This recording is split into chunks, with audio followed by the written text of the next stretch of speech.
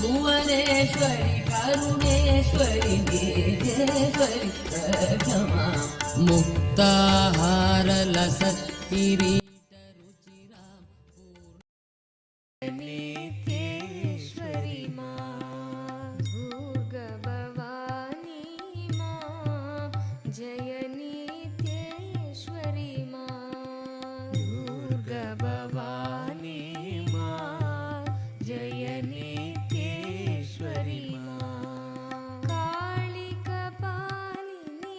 मां जय नित्येश्वरि मां कालिकपालिनी मां जय नित्येश्वरि मां दुर्गाभवानी मां जय नित्येश्वरि मां दुर्गाभवानी मां परमशिवस्य भिक्षाटन सार्दूलहर गजासुरसंहार मूर्ति भुजङ्गललितमूर्तीनां परमावतारी भवत्यः परमाद्वैतप्राप्तये आशीष ददाम। परमशिवति भिक्षाटनमूर्ति शार्दूलहरमूर्ति गजासुरसंहारमूर्ति भुजंगललितमूर्ति के परमावतार के रूप में मैं आप सभी को परमाद्वैत का आशीर्वाद देता हूँ।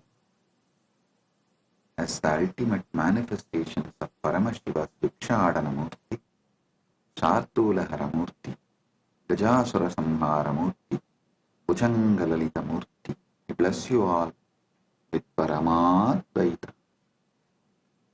Om. Om.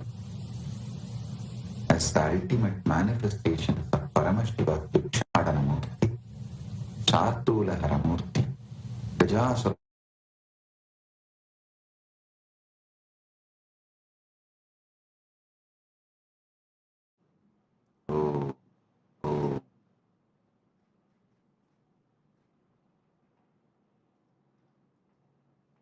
Paramashiva's direct message from KAILASA.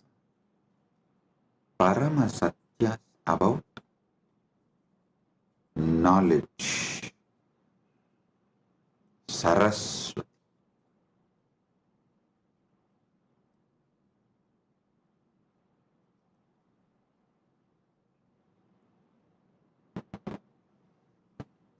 Understand everything. Paramashiva gives it to us, can be received only through knowledge. Even Paramadvaita Anubhuti, we need to know what is Paramadvaita, what is Paramadvaita Anubhuti. Only then we can radiate it. So the most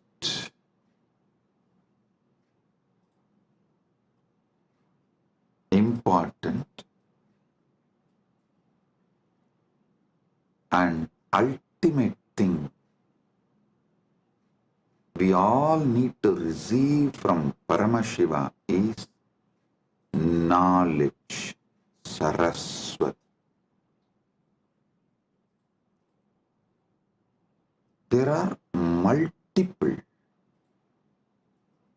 methods Paramashiva reveals, showers Saraswati on us, the grace of Saraswati on us.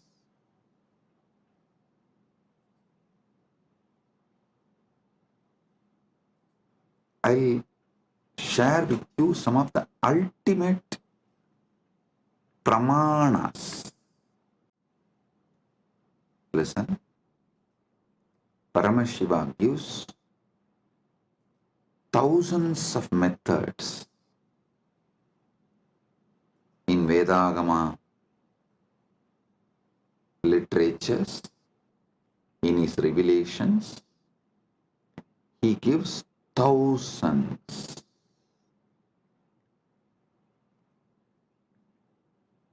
of methods and pramanas. In that, I'll reveal the ultimate pramanas, the ultimate methods. Listen intensely. I've selected the ultimate pramanas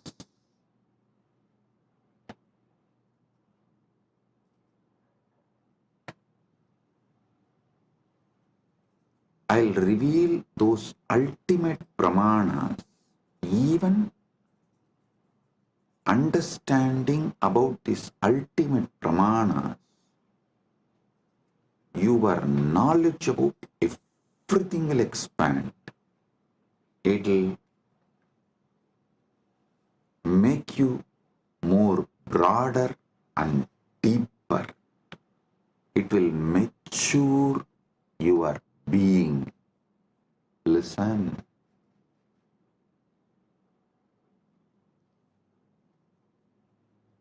The real knowledge matures you. Real knowledge empowers you. Real knowledge enlightens you.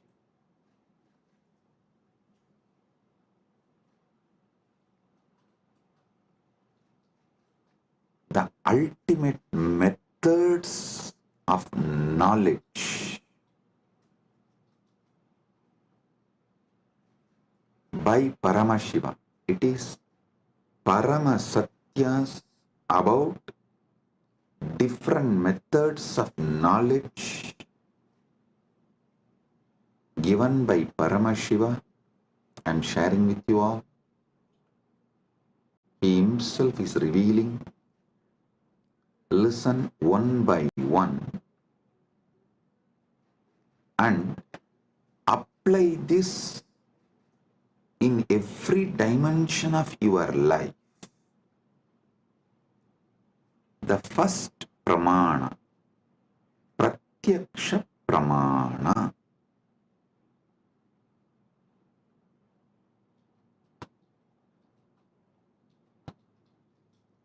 Indriyartha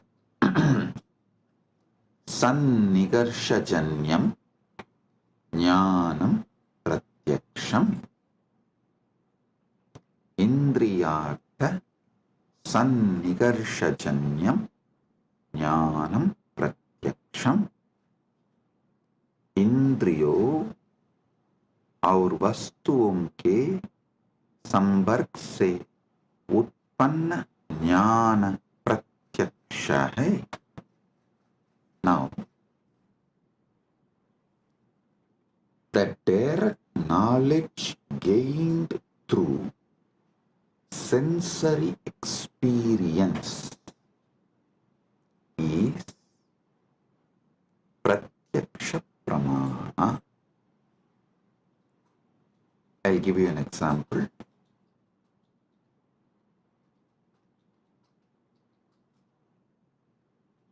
Seeing a tree and knowing it exists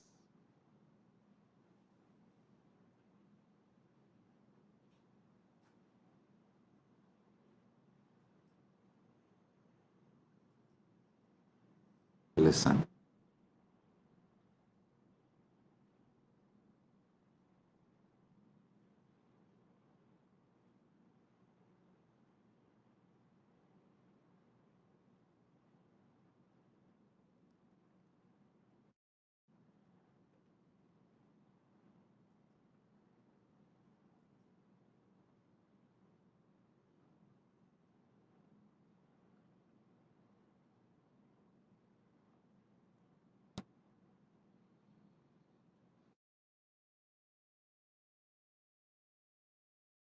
anything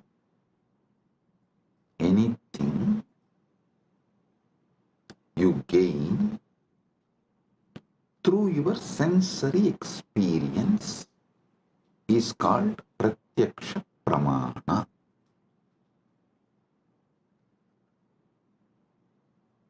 You see a tree and you know it exists. You listen to the music and you know it is there. Through your sense perceiving, anything you gain is pratyaksha pramana. And you should all be very clear, even though you all think repeatedly, you should control your senses, you should. There is so much planted inside you against your senses. Your decisions about life is made only on your pratyaksha pramana. Do not confuse your addiction for sensory pleasures and pratyaksha pramana's importance. Listen.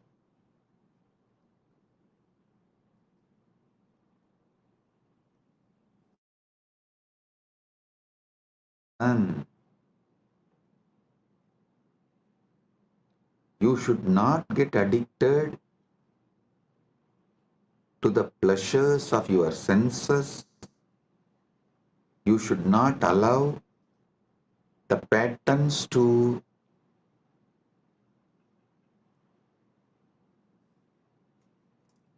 destabilize you. All that is true, no doubt.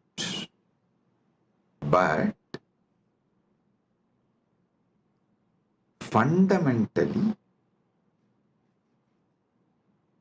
knowingly or unknowingly, automatically, you are hardwired to move only based on pratyaksha pramana. 99.99999% of you function 99.99999% of the time only through pratyaksha pramana. Now, how this pratyaksha pramanas can be used to mature you, ripe you, move more and more towards Paramadvaita. That I will explain, reveal next.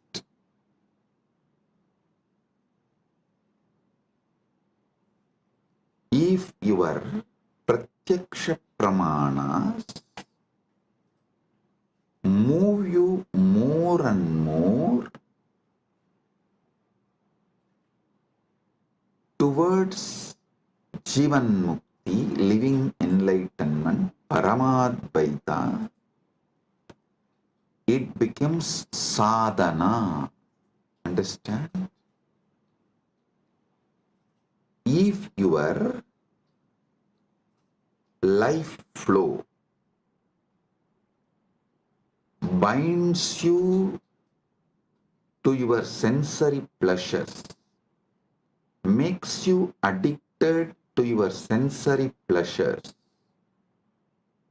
that is bandha. If the experiences you get through your senses move you more and more towards Paramadvaita, then your knowledge you gain through your senses becomes sadhana. So you should know clearly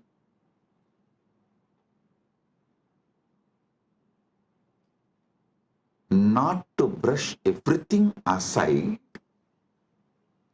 or try to discard everything you get through the senses, because by your very nature, first and foremost pramana in your life is pratyaksha pramana.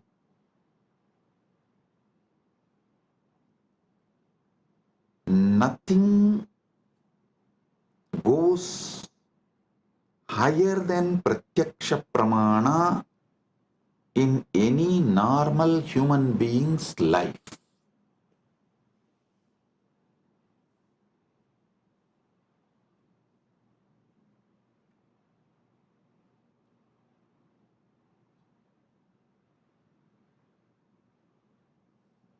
Pratyaksha pramana.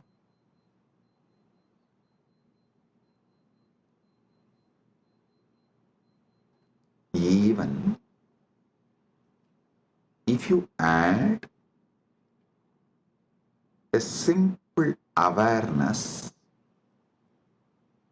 to your pratyaksha pramanas, like, oh, if I eat this food, my body responds to this way. If I listen to this music, my body responds to this way.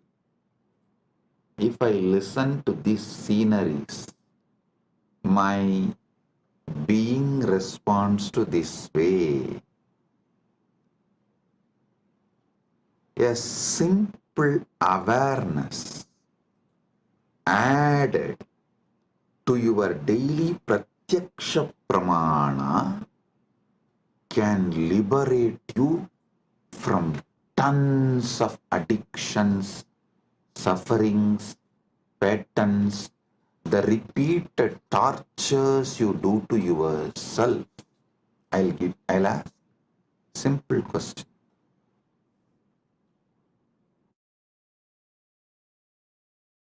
Simple question. Listen. How many of you wanted to change your nail polish or clean your nails, cut your hair, or you want to do something related to your body, like going to beauty parlor and doing facial, or change the body cream you use or the soap you use, something related to your body, but postpone, postpone, postpone, postpone, do not take any action, even for few months, and then after many months you remember you decided to change, you wanted to change, but you are not doing and you need to do. Then again you don't take action.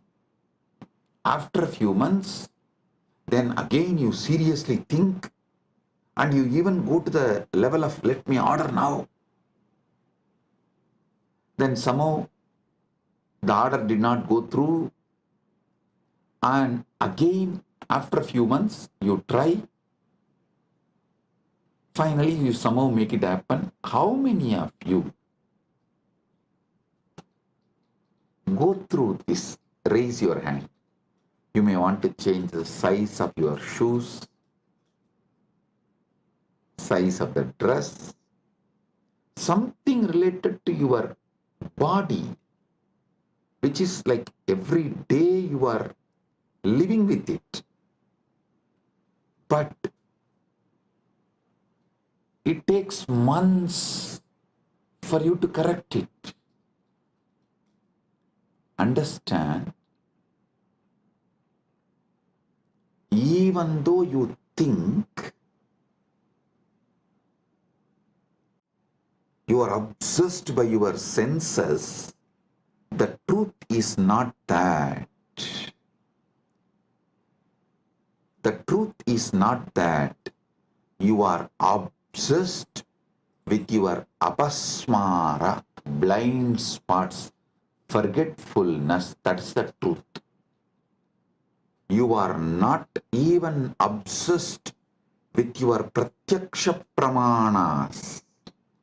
If you are obsessed with your pratyaksha pramanas, you will have at least health.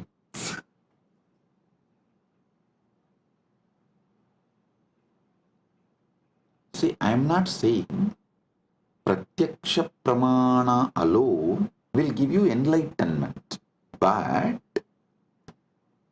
just adding awareness to pratyaksha pramana will give you so many different benefits like a health, powerfulness, activism, excitement. I tell you, even the demons, devils, rakshasas described in the Hindu literatures, Puranas,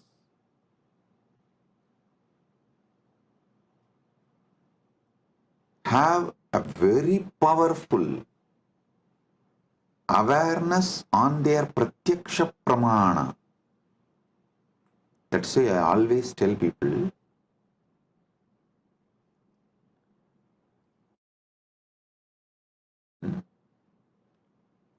recently, this Hindu Holocaust Remembrance Day, one of my KAILASA was telling me, Swamiji, how these Rakshasas tried to destroy you and KAILASA is shocking. I immediately told, hey, stop.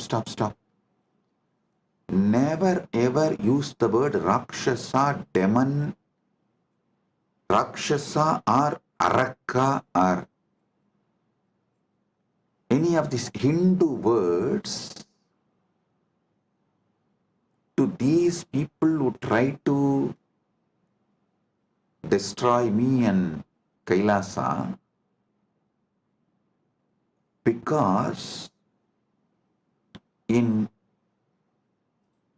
all the Rakshasas, Arakas referred, described in Hindu literatures, even they have some very good qualities. The only example I can see is that Satan described in Christianity, absolute evil, not a single good quality. The Christian evil, that Islamic evil, the Christian Satan, that Satan described in Christian literatures, the devil described, the demon described in Muslim literatures, only that can be used as an example even to talk about, even to compare about the people who try to destroy me and my mission. So listen, I always tell people, so whenever you talk about the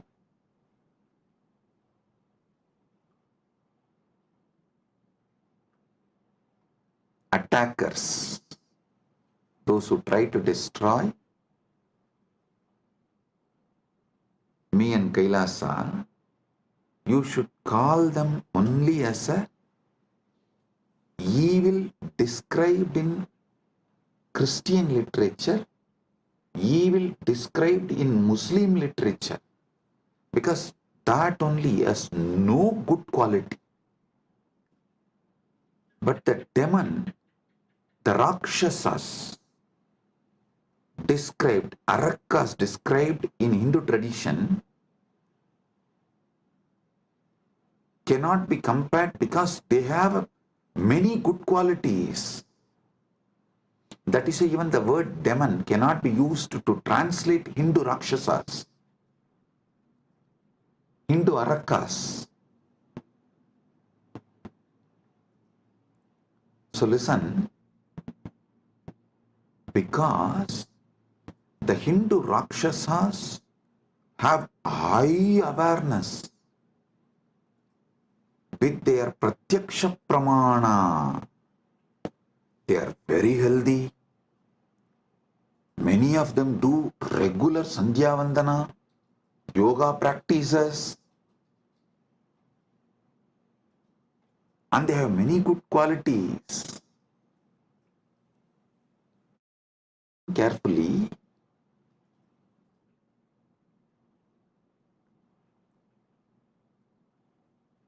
in modern day, human beings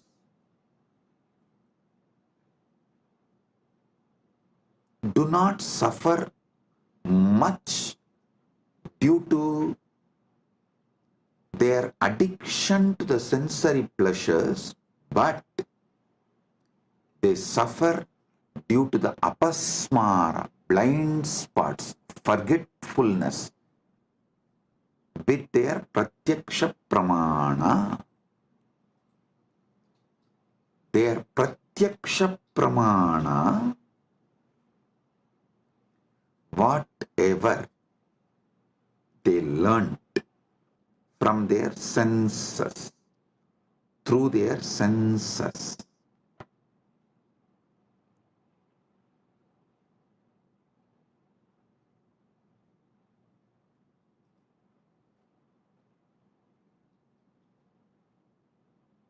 Modern day human beings don't even remember that.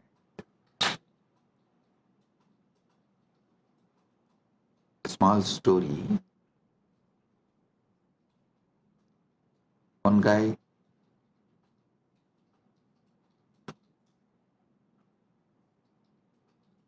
comes to his office during lunchtime, sits with all his colleagues, opens his box and cries, "Oh God, same brinjal."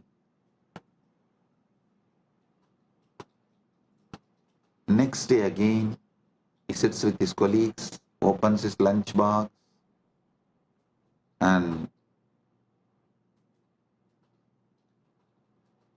screams out of frustration, "Same brinjal." Third day again, opens his lunch box, same brinjal. After 1 week, all his colleagues feel so bad for him. They asked, "Why don't you tell your wife to cook something new, something else?" He said, "No, I cook for myself." Listen, he cooks for himself but does not remember to cook something else.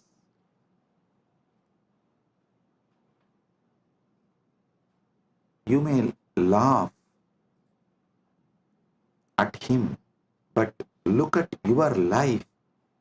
In how many places you have the same blind spot? It means even pratyaksha pramana is not handled with awareness. Your awareness is so low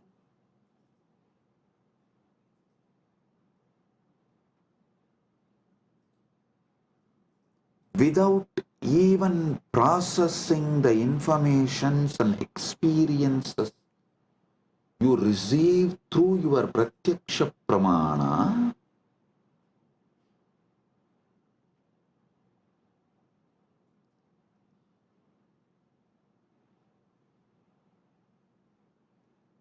you continue to exist.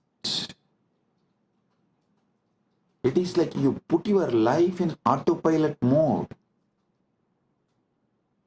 Listen, there is no autopilot mode available for your body and mind and life.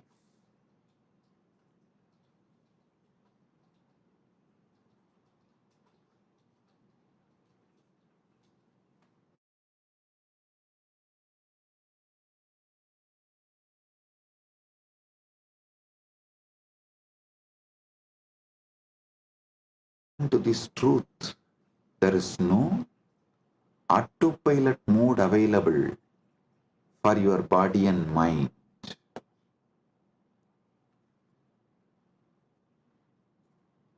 Second pramana, anumana pramana. Actually,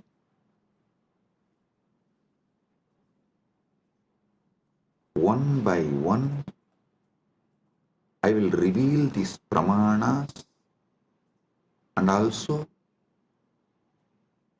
evolve you to the next level of knowledge. So listen, anumana pramana means knowledge derived through logical reasoning or inference. Knowledge derived through logical reasoning or inference. Seeing smoke and inferring the presence of fire. Understand this? Anumana pramana. Seeing smoke and inferring the presence of fire. Linga darshanat lingino jnanam anumanam. लिंग सिग्ना के दर्शन से लिंग ही सिद्ध के ज्ञान अनुमान है. For example, in Malaysia, we had first one Nirantarananda. I gave a name on woman, Ma Nirantara. She came and tried to act as if she is a devoted person. But she stole, robbed everything from KAILASA, Malaysia and ran away. Then second one couple came. For both of them I gave, I think the Loganathan, that fellow's name was. I gave him the name Nirantarananda and his wife Kavita. These two fellows, during our cruise, they were the in charge. They collected so much money, but nothing came to the organization, either to India KAILASA or to Malaysia KAILASA. Nothing is accounted. So it means what? They swallowed. Nothing came to Sangha. How many millions of ringgits? I do not know, because the moment the accounts started questioning them, they took the whole thing and ran away. The moment they understood they are caught, they took the whole thing and ran away. So, the moment we know, people paid, but they did not bring it to KAILASA Malaysia's account or KAILASA India. They did not give it to any KAILASA's authorities. They were postponing. They were not even ready to give the accounts. When we started cornering, they just stole everything and ran away. Maybe Many people will be wondering, wow, we never saw Swamiji taking names and telling it is time. We take names and reveal all the details to the world so it doesn't repeat. I tell you, if we don't educate the present generation about the evils and demons of the past, the history will repeat itself. We will not learn the lesson from the history if we do not educate the present generation about the past. So I have decided every Kailasa will have a clear history. All those who sacrifice themselves to build, all those evils, devils, demons who attack, try to steal, rob, destroy, divert, and all those who stood, defended, protected, all those who revived, this whole history of each Kailasa will be engraved in stone, culvet, stone inscription, and put in each Kailasa. So the history, the past is taught to the present, so it does not repeat in future. Because we did not teach, after the first Nirantara ran away, we did not educate our devotees. The second Nirantara got the guts to steal, rob Guru's wealth. So I am not going to allow third Nirantara to happen in Malaysia. That is why I am educating all the devotees now, and fortunately we have also found a very clear legal system where SPH himself can be the ecclesiastical authority and monitor, guide, supervise, protect. Listen. Now you will all understand why the Pratyaksha Pramana, Anumana Pramana, all this is important in our day-to-day life, in our daily life. Why?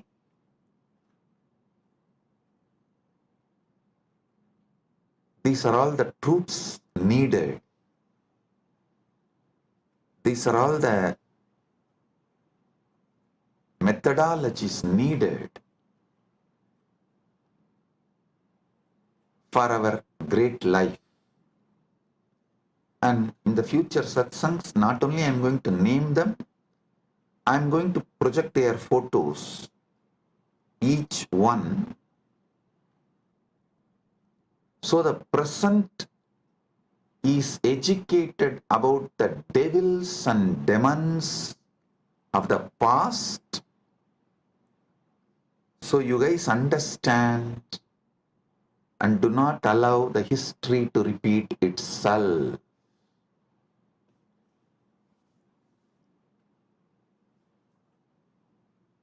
Everything I will reveal with evidence.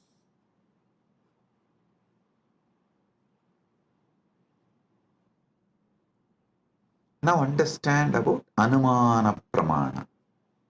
Knowledge derived through logical reasoning or inference,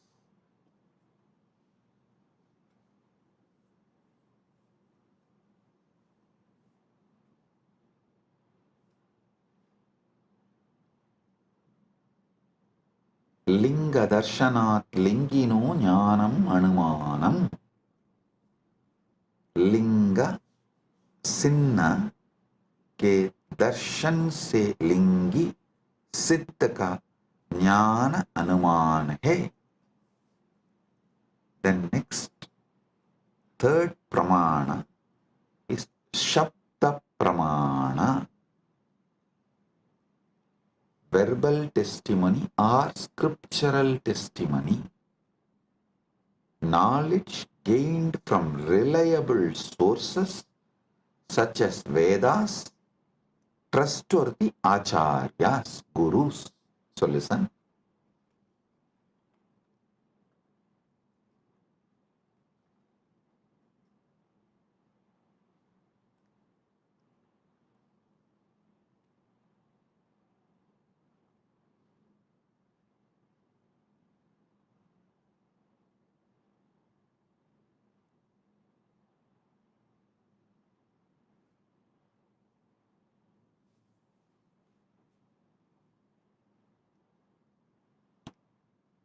आप्तवाक्यजन्यं ज्ञानं सप्ताह. आप्त विश्वसनीय वाक्य से उत्पन्न ज्ञान शब्द है. Listen carefully.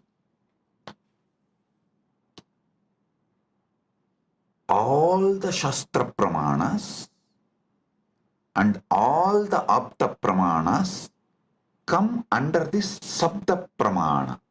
See,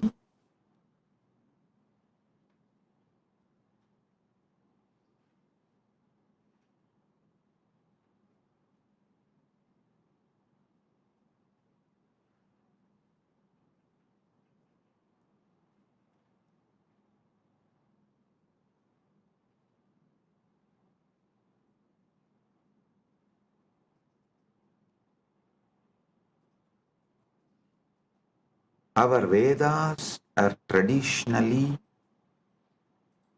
passed on from generation to generation only through Shruti, verbally, oral transmission. So what you receive from Shastra, Vedagama scriptures, or from the Guru, it is Sabda Pramana.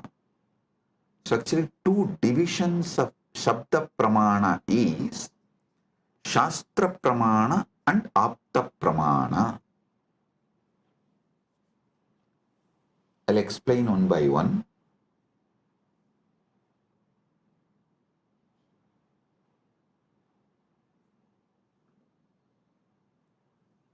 Aptavakyajanyam jnanam saptaha.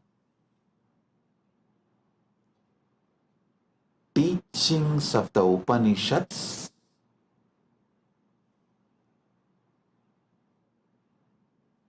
are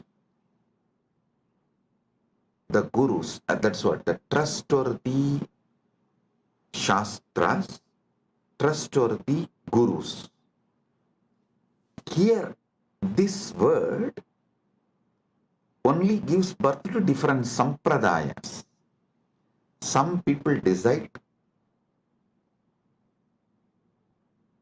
Shankara is the trustworthy guru.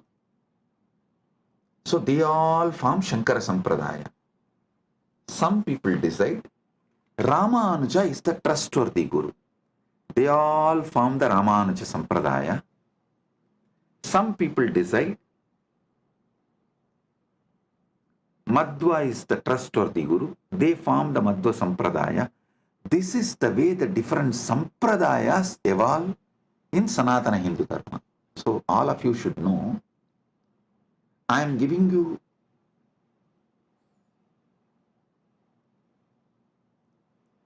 the insider secrets, how various Sampradayas evolve in Sanatana Hindu Dharma. Because the Shastra Pramana, the Shastras you accept as authority, and the Aptas, the Gurus, you accept as authority. The permutation combination of this gives birth to multiple sampradayas in Sanatana Hindu Dharma. Some people accept Veda and Upanishad, follow Shankara as authority. Veda and Upanishads as the Shastra Pramana and Shankara as Apta Pramana. Shankara's words as Apta Pramana. Some people accept Vedas and Upanishads as Shastra Pramana and follow Ramanuja's words as Apta Pramana. Some people accept Veda Upanishad as Shastra Pramana but accept Madhva as the right Apta Pramana. Madhva's words as right Apta Pramana. So this permutation combinations gives birth to various sampradayas in Sanatana Hindu Dharma. Understand what is Sapta Pramana. Then I'll tell you how to find which sampradaya is best for you. I'll give you that method. When I explain all these pramanas, for now, understand Sabda Pramana means knowledge gained from reliable sources such as Vedas, Agamas, or trustworthy Acharyas, Gurus. Aptavakyajanyam jnanam saptaha. Apta Vishwasaniya Vakya se Utpanna Jnana Saptaha.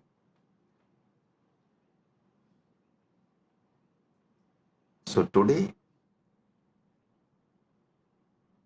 I have revealed about this three pramanas, but I have more than 25 pramanas. I am going to elaborately explain step by step and give you all the summary and the essence, best of the knowledge. Saraswati, understand? Sanatana Hindu Dharma is a knowledge religion. Knowledge religion. It was not spread by sword or conversion. No. It neither used fear or greed. No. It did not use bread to convert people. First going and attacking a country and making it poor, emptying them and creating a artificial famine, and just by showing the bread converting them. No. What a cheap way to convert people.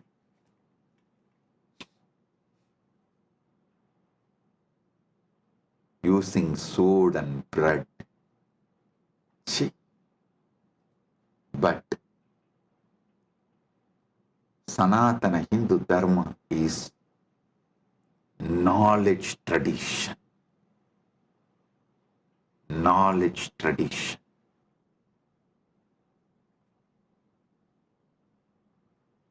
I'll give you more deeper understanding about the pramanas in further satsangs. With this, I bless you all. Blessings, be blissful.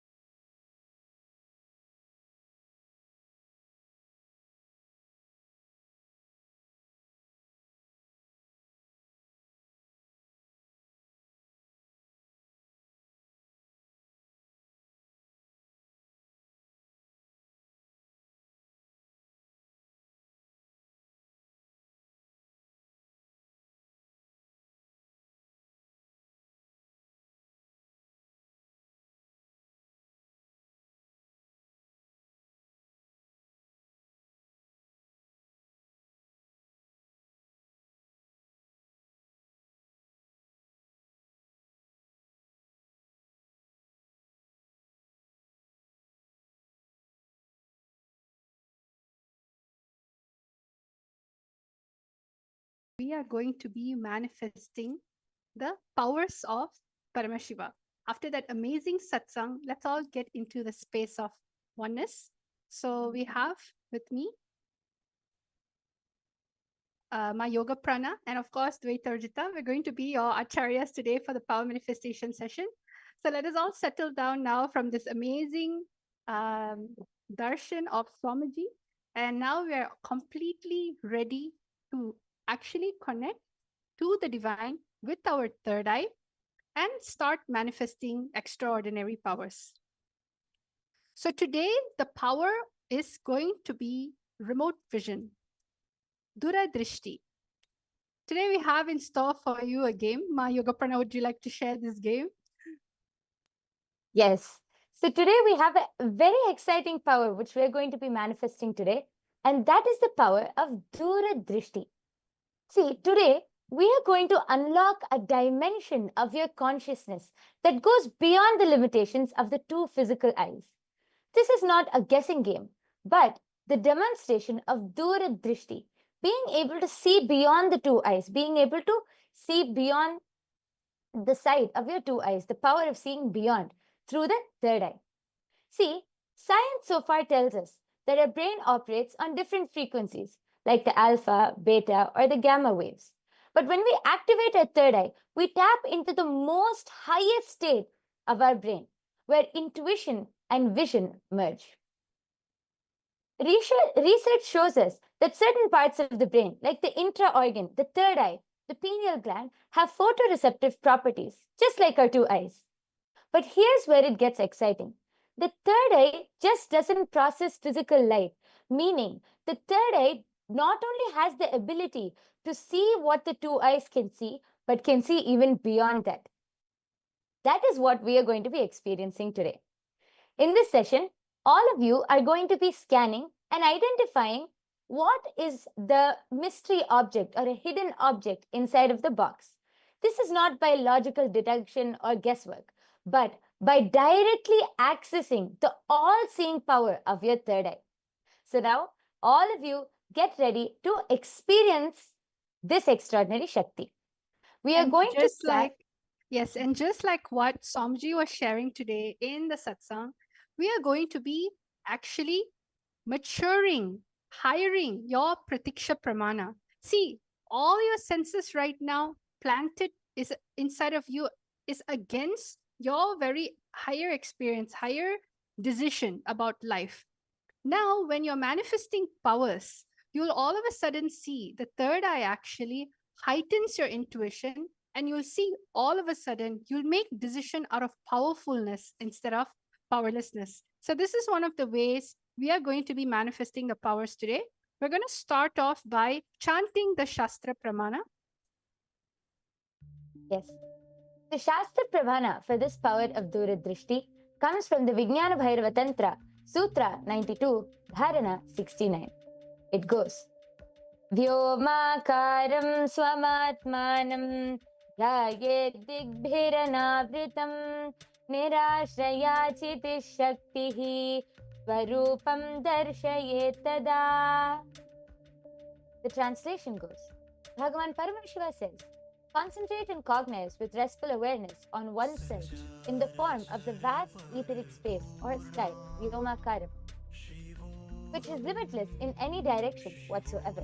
Thus, the Chitta Shakti, the power of consciousness, freed from all support, reveals and manifests herself as the form of one's essential nature of the self. The next is the Apta Pramana. The Apta Pramana is the references, the Puranas from our ancient history, where our ancestors have manifested these extraordinary Shaktis. This Apta Pramana goes back to the Hindu Purana of the Mahabharata.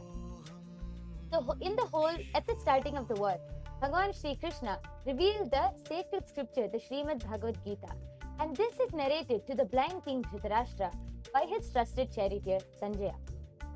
And this was revealed, the whole Bhagavad Gita was revealed by Sanjaya to Dhritarashtra through the third eye, through the power of Duradrishti. Sanjaya was initiated into the power of Duradrishti by Vedavyasa, and it is through Sanjaya's narration that the humanity has received this sacred scripture of the Srimad Bhagavatam. Third is the Atma Pramana. The Atma Pramana is Swamiji's own experience of manifesting and experiencing these Shaktis. This goes back to Swamiji's childhood. Narayana Swami Tata was one of Swamiji's gurus, who was well known in Tiruvannamalai to see remote distances at ease. One day, a senior police officer came to Narayana Swami Tata seeking help to find a thief whom they were searching for the last 1 week. Narayana Swami Tata simply turned towards Swamiji and asked him to see the whereabouts in the mirror with the Jnananjana applied, and not only to see but to show the police officer also. Swamiji was not only able to see the whereabouts of the thief in the mirror, but was also able to show and project the same to the police officer, after which they caught the thief red-handed, exactly in the same location as revealed by Swamiji.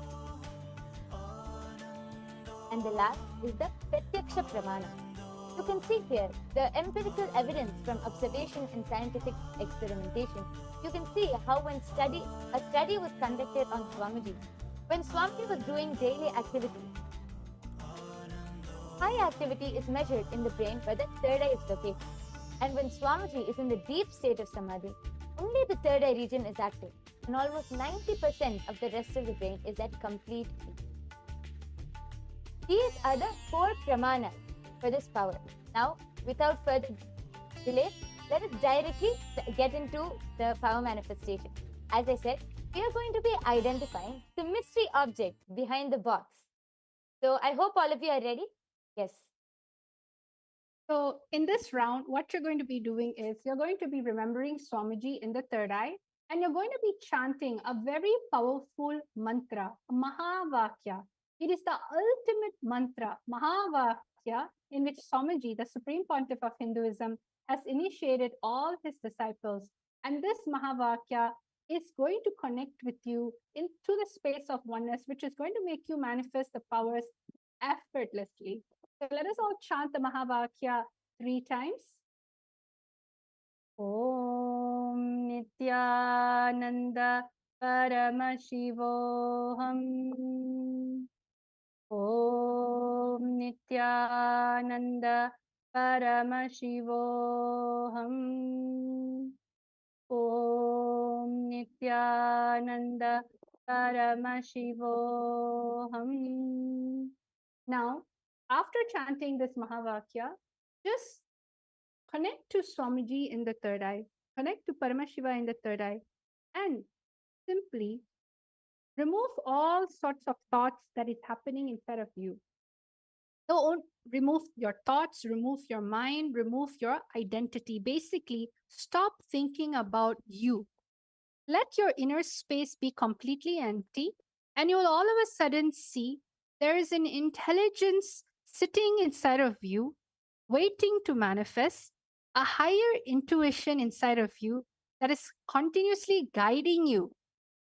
That intelligence is what is going to be helping you in this very fun game that we have in store for you. We're actually having a mystery box, and we want all of you, all of the participants, to scan what is behind this mystery box. What is there behind this mystery box? Take 2 minutes to completely scan, completely be empty, and let's have some fun. Let us all start. Jnananda Continue to chant the Mahavakya Paramashivoham. intensely and drop all logic. Just surrender to your third eye, surrender to Swamiji, and your third eye will simply reveal to you what is the object. So all of you can start. Jnananda Paramashivoham. Nityananda Paramashivoham.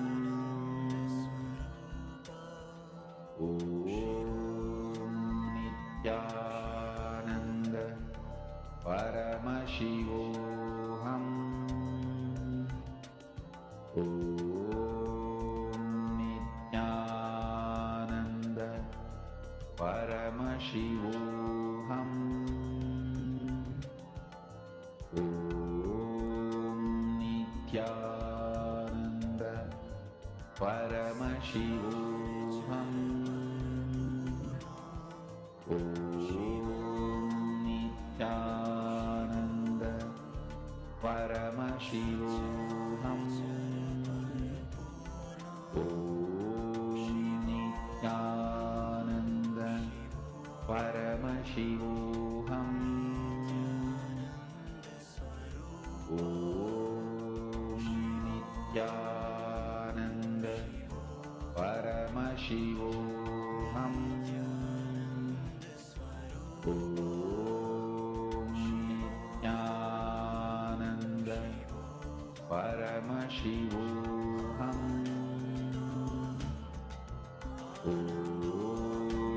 Nityananda Paramashivoham. Om Nityananda Paramashivoham. Om Nityananda Paramashivoham. Om Nityananda Paramashivoham. Om Nityananda Paramashivoham. Om Nityananda Paramashivoham. Om Nityananda Paramashivoham. Om Nityananda Paramashivoham. Om Nityananda Paramashivoham.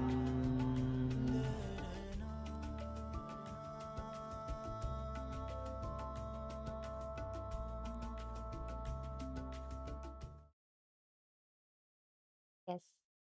All of you can open your eyes now.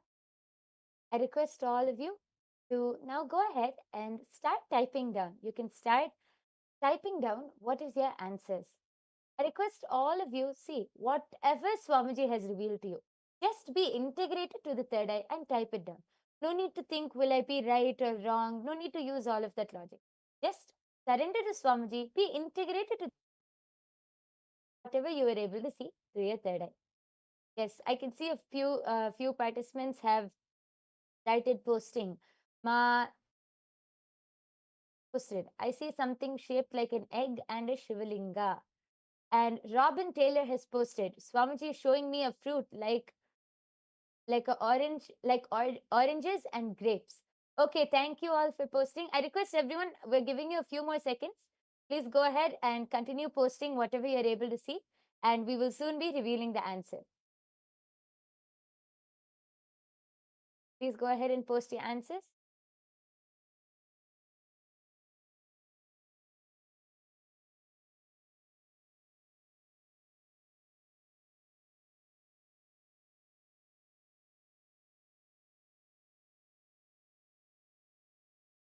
Yes, and remember, just write down anything you feel, whether if it's the shape, whether if it's the way it sounds. It can be revealed to you in any way, because you're not manifesting your mind, you're manifesting Shakti, where your mind doesn't exist. It is only the initiation of the Guru that is flowing through you. I'm seeing Suzanne saying it's a small deity, and there's some comments saying books and watches, some saying I think Gigi Hayam, she's saying that it's bell. Well, that's great.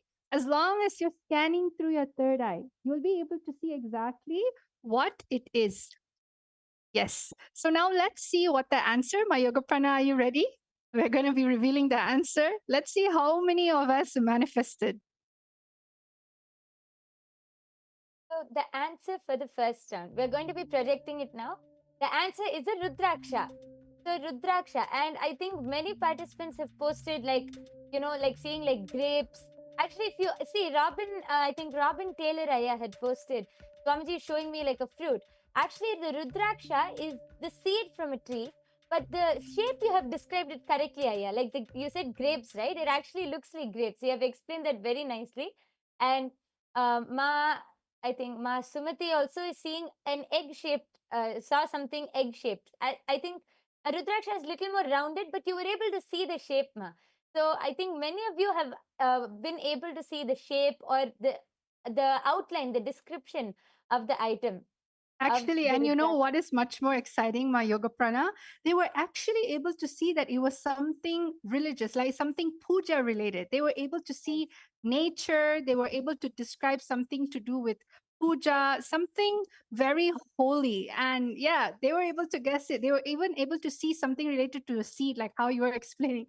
So amazing Yes, how the third eye was just able, when you disconnect with your mind, how amazing the third eye is able to guide you in your actual day-to-day life. So let's go to round number 2. How many of you are ready? So let us all unclutch from the result. Let's just have gratitude that we manifested.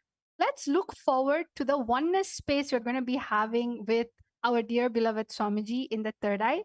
Just remember, the space of oneness is nothing but an initiation, just by sitting down and connecting to the source of your first person, the person who's sitting inside of you. Now let us all chant the Mahavakya, Om Nityananda Paramashivoham, and my Yoga Prana. Let's go to round number 2. Yes. So all of you, let's start. yes. So I request all of you to chant the Mahavakya now. Start scanning. Paramashivoham. Om Nityananda Paramashivoham. Om Nityananda Paramashivoham. Om Nityananda Paramashivoham. Om Nityananda Paramashivoham. Om Nityananda Paramashivoham. Om Nityananda Paramashivoham. Om Nityananda Paramashivoham. Om Nityananda Paramashivoham. Om Nityananda Paramashivoham. Om Nityananda Paramashivoham. Om Nityananda Paramashivoham. Om Nityananda Paramashivoham. Om Nityananda Paramashivoham. Om Nityananda Paramashivoham. Om Nityananda.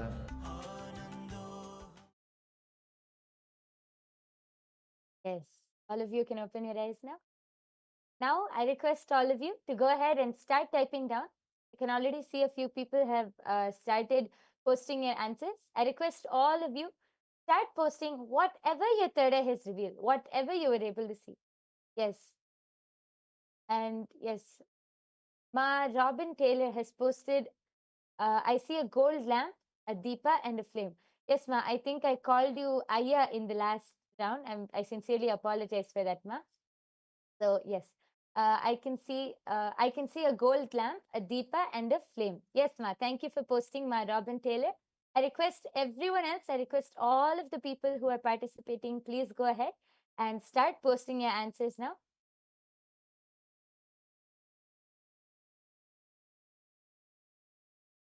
Okay, Ma Jalandhara Sthitananda is seeing a flower and seeing a color and what looks like a paper or a book.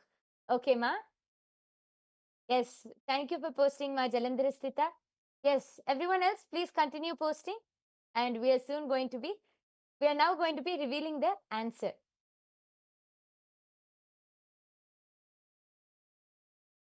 Yes. So are all of you ready to see what was in the box in the second round? The answer is a Trishul. So I think Ma Robin Taylor was able to see something like a gold lamp, a deepa, or a flame. As you can see, the Trishul is in golden color, Ma. So you were able to see the color. Even last time also, I think you were able to see the shape. This time you were able to see the color. That's very good, Ma. You've started seeing aspects of the object. That is very nice. That's a great start. And yes, so very nice, Ma. See, many of you, if you observe, many people have started being able to identify certain aspects, whether it's the color or the shape of the object. That is how power manifestation starts. And as you keep doing, Swamiji, and see, it's not about practice actually, it's more about the oneness, the feeling connection. Even as Ma Dvaitavajita explained in the last round, it is not about we're not going to be holding on to the oh, I got the result correct and then moving on to the next round. Zero. We are just going to have deep gratitude, unclutched from everything. We have to look forward to the space of oneness, because all of these powers is not something which comes with practice. It is what manifests from the space of oneness with Swamiji, from the space of Advaita, that feeling connection. So as you keep manifesting, the more and more you surrender, you will start manifesting more and more of these powers. Now, I can see a few people are asking about how to how can we manifest third eye faster, or how to awaken the third eye. Like Shivananda has asked, how can we awaken the third eye? See, Diksha. Diksha is the initiation. The knowledge and science of manifesting the Vedagama truths are transmitted through Diksha or initiation. Diksha is the direct transfer of spiritual energy by an avatar. It is transmitted through three ways, either by look, word, or touch. Nayana, mantra, or sparsha. One moment of Diksha received with oneness can bring more irreversible transformation for one's life. That is how important the Diksha is. And all of you can receive the Diksha and initiation just by coming for everyday's darshan, just by coming and sitting in Swamiji's presence for the everyday darshan and satsang. All of you will be able to receive the initiation, and you will be able to awaken your third eye and manifest these extraordinary Shaktis. Yes. So, And because of that, we're going to actually end the session. We are so happy that each one of you enjoyed the power manifestation session. We're getting a lot of love, feedback, and also all of you enjoying the science that Somji has given us. Come back every single day. Every day after satsang, we're going to be having different powers to manifest and challenges for all of you. We're going to be ending the session with gratitude towards Swamiji. So let us all now sit with our head, neck, and spine in a straight line and chant the Purna mantra. Om Purnamada Purnamidam Purnat Purnamudachyate Purnasya Purnamadaya Purnameva Vashishyate Om Shanti Shanti Shanti. Hari Om Tat Sat Sarvam Bhagavad Shri Nityananda Paramashiva Padaka Paramastu. Om Nityanandam. Nityanandam, everyone. Thank you. And Nityanandam.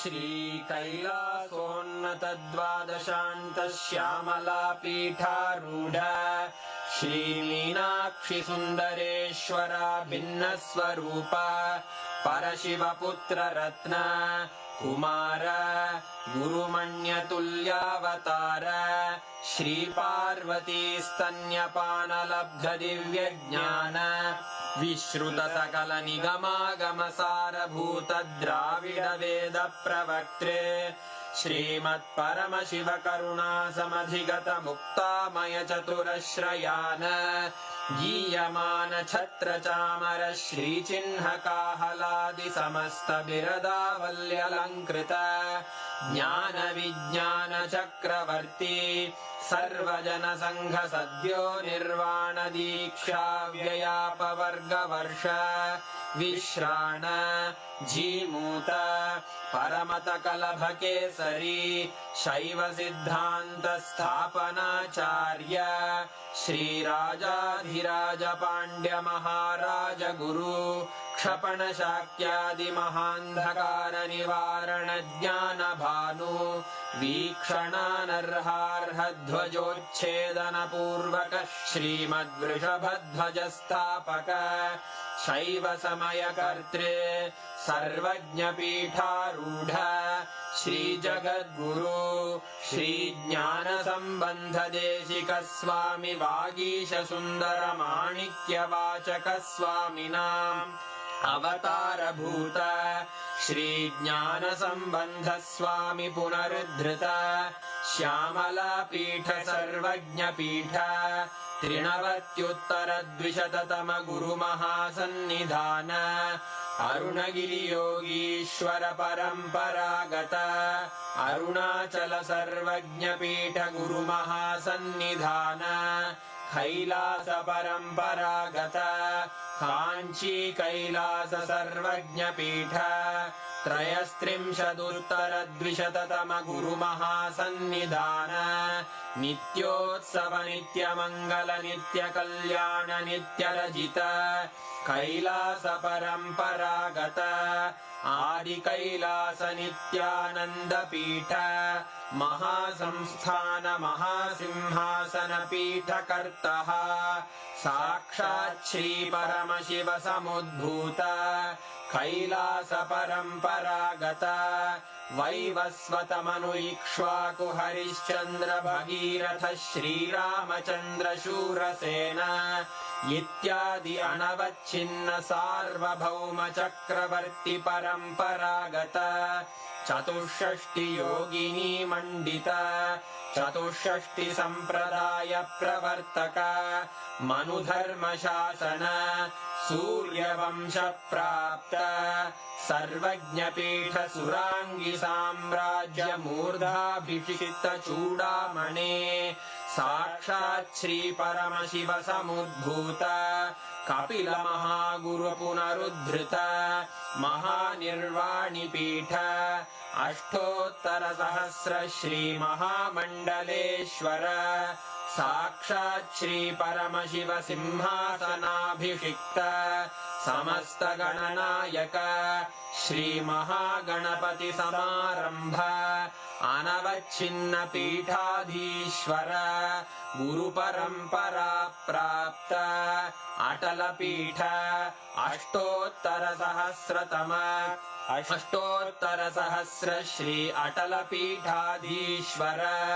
धर्ममुक्तिस्वर्गपुरस्वर्णपीठ त्रयोविंश गुरुमहासन्निधान Kailash परम्परागत आदिपीठ सर्वज्ञपीठ जगद्गुरो श्रीकैलास पुनरुद्धारक श्रीकैलास परमाचार्य श्रीमत्परमहंस परिव्राजकाचार्यवर्य सच्चिदानन्द प्रणव स्वरूप श्रोत्रिय ब्रह्मनिष्ठ श्रीमज्जगद्गुरु श्रील श्री भगवत् श्री नित्यानंद परमशिव श्री ज्ञान संबंध देशिक परमाचार्य स्वामिन् अत्रागत्य परिपाल्य च अस्मान् विज्ञान वितरणेन विजयी भव जय जय।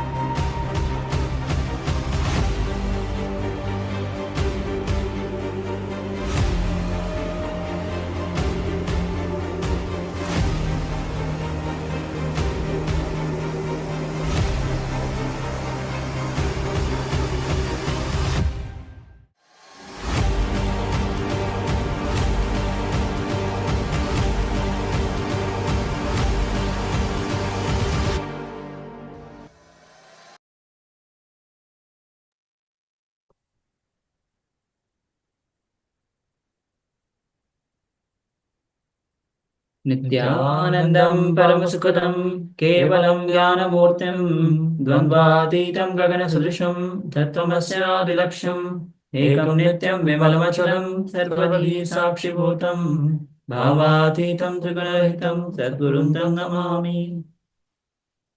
Nityanandam all of you. Nityanandam everyone. So today was beautiful revelation by Swamiji, and with this beautiful revelation we'll be entering into the next session by the Swamiji himself, as Swamiji will be revealing on doing versus being. So understand that whenever all the actions that we perform, all the things, unless we embody it, we don't cognize it. Yes, as Swamiji has shared even in this satsang, we have so many judgments about our sense organs based on the spiritual practices, the knowledge that we have about the spiritual realms, and we think we judge our senses, but what we miss actually is that 99% of our decisions that we take are actually based on our pratyaksha pramana, actually what we perceive through the senses.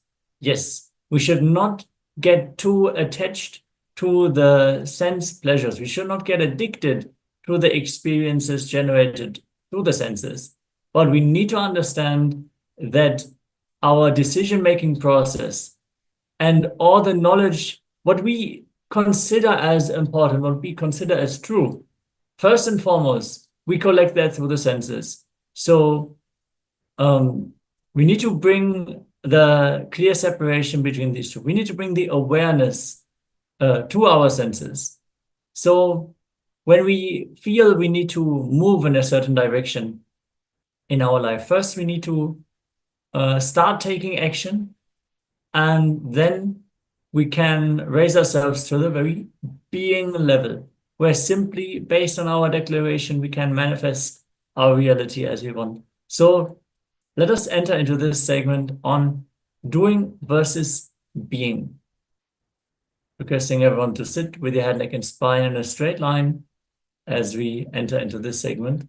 Straight.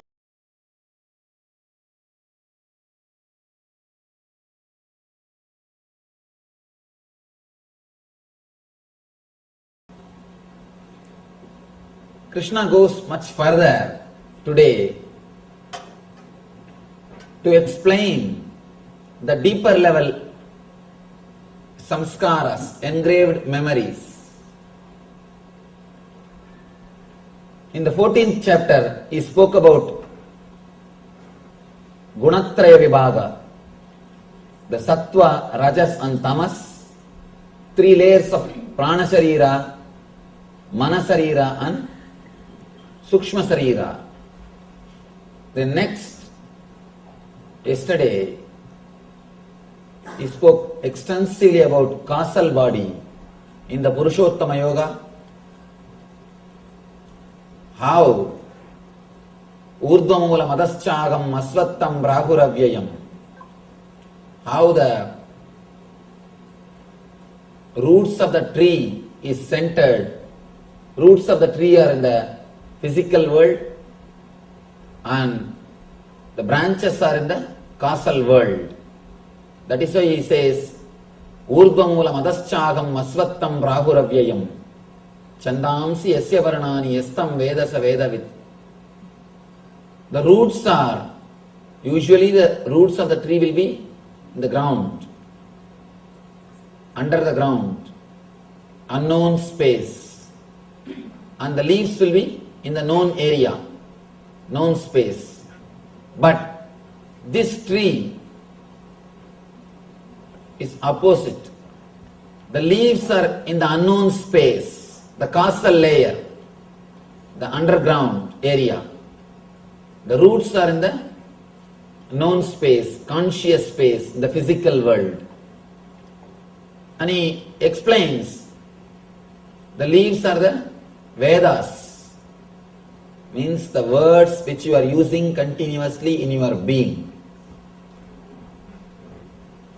And he further explained how to remove the engraved memories in the causal layer and how to program the causal layer towards bliss, towards eternal consciousness. Now he goes one layer deeper, the cosmic layer. He speaks about the Daiva Asura Sampat, the qualities of divine and demon. Both, the beauty is both words have got same root. Of course, it is not accidental, because both qualities are rooted in the same energy. Just a simple decision. When you choose the word you became divine. When you choose the word me, you became demon. That's all. Same energy. Ramakrishna says beautifully, no energy can be destroyed. Your love can never be destroyed. It has to be turned. It has to be turned. There is one more beautiful example of Ramakrishna. He says, as long as the calf says aham, aham, the calf, as long as it says hum, hum, it has to work, suffer, and it will be beaten, all torture. Once it is killed and out of that skin they will make a music instruments. When you beat that, it will start saying tumi, tumi, tum, tum. As long as it says aham, aham, it will have suffering. When it starts saying tum, tum, it will start singing the glory of divine. It will be used for divine purposes. Beautiful simile, beautiful example. Of course, I am not able to exactly translate. In colloquial Bengali, he explains, as long as you have that idea, aham, aham, ami, ami, me, continuously you will be demon for yourself and for others. The moment the cognitive shift happens in you, you will be a blessing for yourself and for others. Here, in the causal layer, you have all the engraved memories. All the engraved memories are stored. But in the deeper level, in the cosmic layer only, you decide. You are me. Let me explain it a small diagram where we take that decision. How usually our mind receives the data and processes, and how the cognitive shift can happen in our being. By now I think all of you know the drawing. Just for the sake of newcomers, I'll give a simple explanation. You receive information through eyes. For example, this scene. The file goes to Chakshu. In the Chakshu, the whole file is converted into digital file. Whatever scene you are seeing, that is converted into a biosignal file so that the file can be processed. The file goes to Chitta. There the excluding process of neti, this is not happens. Where you understand this is not a tree, this is not a plant, this is not an animal. Then the file goes to mind. Mind starts identifying. This is it. This is a man. He is standing with a saffron robe. He is taking class. The idea comes. Then the file goes to Buddhi. Buddhi compares with your past experiences. Your past experiences with the person. For example, with me, if your past experiences are good, if you are happy, or whatever you heard, if you feel positive, then the Buddhi writes, yes, If you feel it is waste of time, or if you don't feel in tune with my ideas or the time which you spent, if it was not pleasant, then the buddhi writes no. The file goes to ego. Then ego decides what is there for me, what way I am related, what gain I am going to get. If some way I am going to have the gain, ego says yes, let us sit here and listen. And if there is no gain for me, if I am not going to be enriched, then ego naturally says no. Then according to the ego's instruction, you decide. Your body moves or sits. This is the way the process happens. This is the spot where you choose what is there for me. Your vested interests come. Please understand, sometime the whole process will say yes, I will have to sit. But this one spot will say, my vested interest is getting affected. Then you will never be able to sit.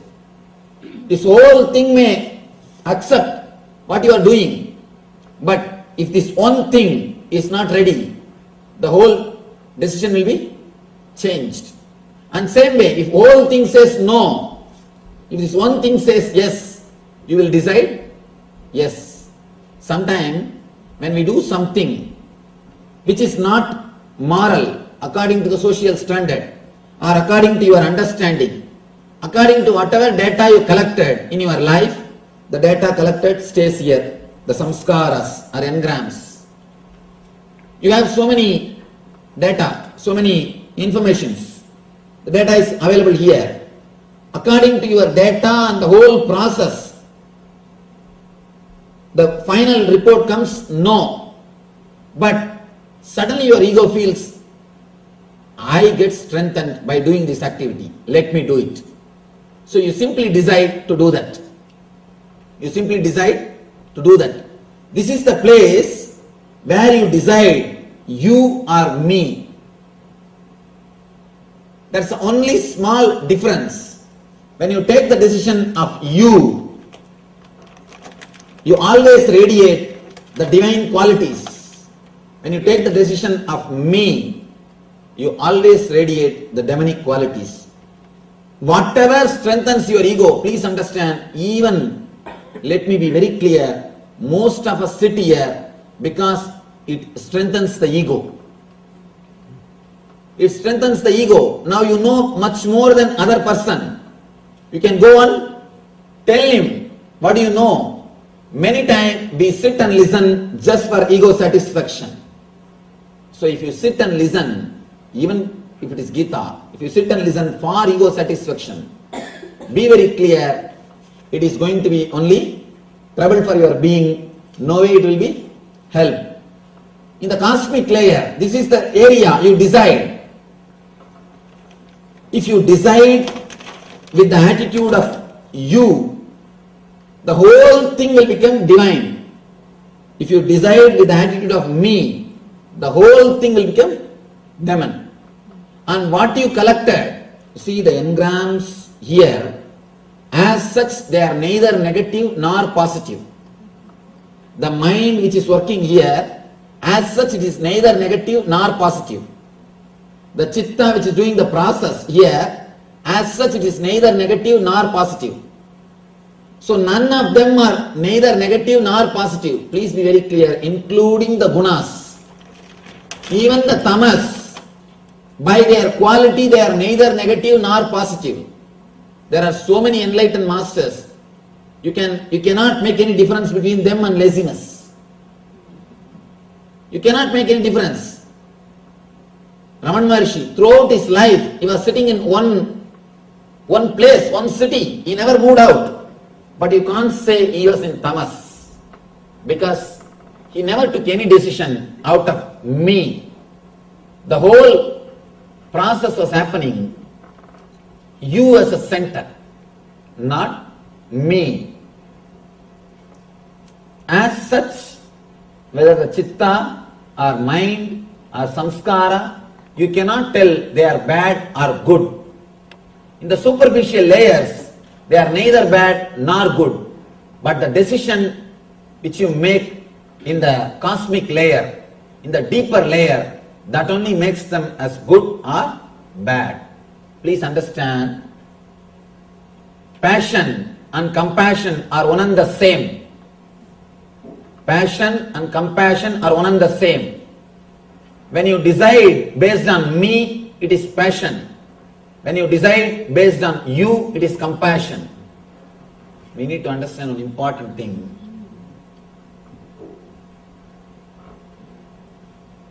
Whenever it is passion, it will be strong in our being. But when it becomes compassion, it will not have that much of intensity. Means, be very clear, your compassion is also just a pseudo expression. Maybe for name and fame's sake, not for anything else. If you don't have that intense compassion, the way in which you experience passion, with the same intensity, if you don't experience compassion, be very clear, all your activities are purely out of ego. Including this Gita Jnana can become ego when the decisions are taken out of I and me.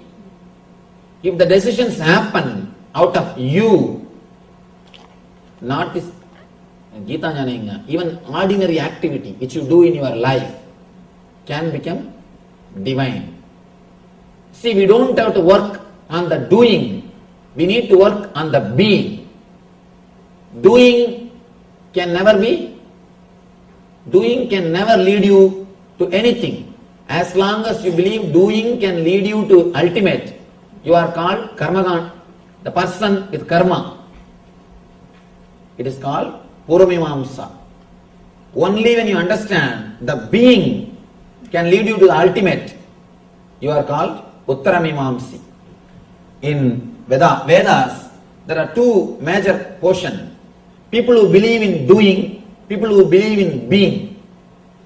People who believe in transforming the being, they are called Vedantis. People who believe the transformation ultimate can be achieved by doing, they are called Karmagandis. They continuously believe in doing. Of course, ultimate can be achieved only by working on the being, not on the doing. If you try to work on the doing, either you will suppress or express. Either you will suppress or express. Continuously you will be fighting with yourself. Nothing else will be achieved. A man who can transform his being, only he can achieve the ultimate.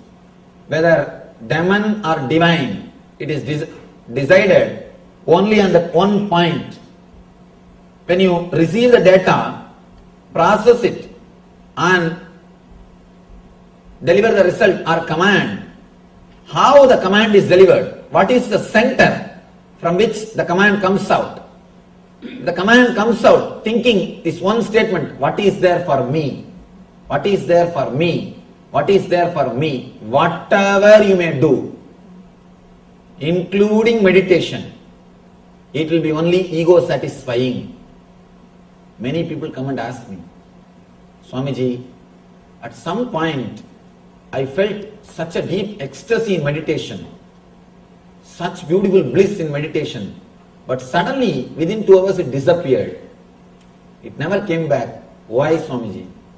How to have it back? Please understand, the bliss itself is choicelessness. When you are absent, you experience bliss. The moment you want it back, the moment you choose bliss, already you have chosen. The moment you choose, you will always choose suffering. All choices are suffering. And bliss is choicelessness. The moment you want to grab it, the moment you want to have it, when you are blissful, you allowed the bliss to possess you. The moment you want to possess the bliss, you will make it as suffering. When you want to possess, you wanted that to strengthen your ego. The decision is from you. Decision is from me. The attitude me. The attitude me decides. The moment the attitude I and mine, me, that when that decides to destroy the bliss, you can no more be divine. When you are in blissful, you just set a capital no to me, the me idea. Just you are relaxed in the you idea. The moment you wanted to possess the bliss, you said yes to your me idea. Please understand, I have to use this me and you word properly. You need to understand that me and you word properly. When I use the word me, I mean ego. When I use the word you, I mean the whole existence. When you are not there, whatever is there is existence. When you are not there, whatever is there is divine. You make demon by bringing the idea me in you. The moment you bring the idea me, whatever is demon. The moment the me idea is removed, whatever is divine. With me idea, whatever you do, whether it is meditation or rituals or whatever, receiving the knowledge, learning, everything will only strengthen the ego. Anything done with idea of me to improve the me naturally will lead to more and more ignorance and dukkha. Anything done with the idea of you, anything will naturally become divine and will lead to bliss. Pravritti, nivritti. Nivritti is centered on the idea of you. Pravritti is centered on the idea of me. Whatever you do out of me, it will lead to pravritti. Whatever you do with the idea of you, it will lead to nivritti. As long as you feel this is your boundary, here your boundary ends and here the universe starts, you will be continuously fighting with existence. You will be continuously fighting with nature. You will be continuously fighting with the whole. Please be very clear. Part can never succeed when you fight with the whole. When it fights with the whole. Continuously, whatever you think, speak and do based on the one idea, me, it will lead to more and more complications, more and more dukkha. Here, Krishna starts explaining beautifully the nature of demonic nature and divine nature. Sri Bhagavan Uvacha. Again, throughout this chapter, only Bhagavan speaks. In the first chapter, only Arjuna is speaking. Bhagavan is silent. Means, completely is expressing his ego. Almost the catharsis is happening. He is mad, confused. He is just vomiting, quoting all the morality, whatever he learnt, quoting everything, he is speaking. Slowly he comes down to the next level. He is allowing the Bhagavan to speak and the conversation is happening. First, he is expressing him, not letting Bhagavan speak. Then he comes down to the level of conversation. Bhagavan also speaks, he is also speaking. Then he comes to the level of little more listening. Now practically he is silent. In the 15th chapter and 16th, both the chapters, he is silent. He is not uttering a single word. That's what I told. No questions, only doubts. All the questions have disappeared. Now only small doubts. Means he is asking for more tips, more clarification, more understanding. Bhagavan uvacha abhayam sattva samsuddhir jnana yoga vyavastitihi danam tamascha yajnasya swadhyayastava arjavam ahimsa satyam akrodas tyagas santirabhaisunam taya bhudeshvaloluptvam mardavam hrirachapalam tejatshama drudissaucham adroho nadimanitaha bhavanti sambadam daivim abhijadasya bharata.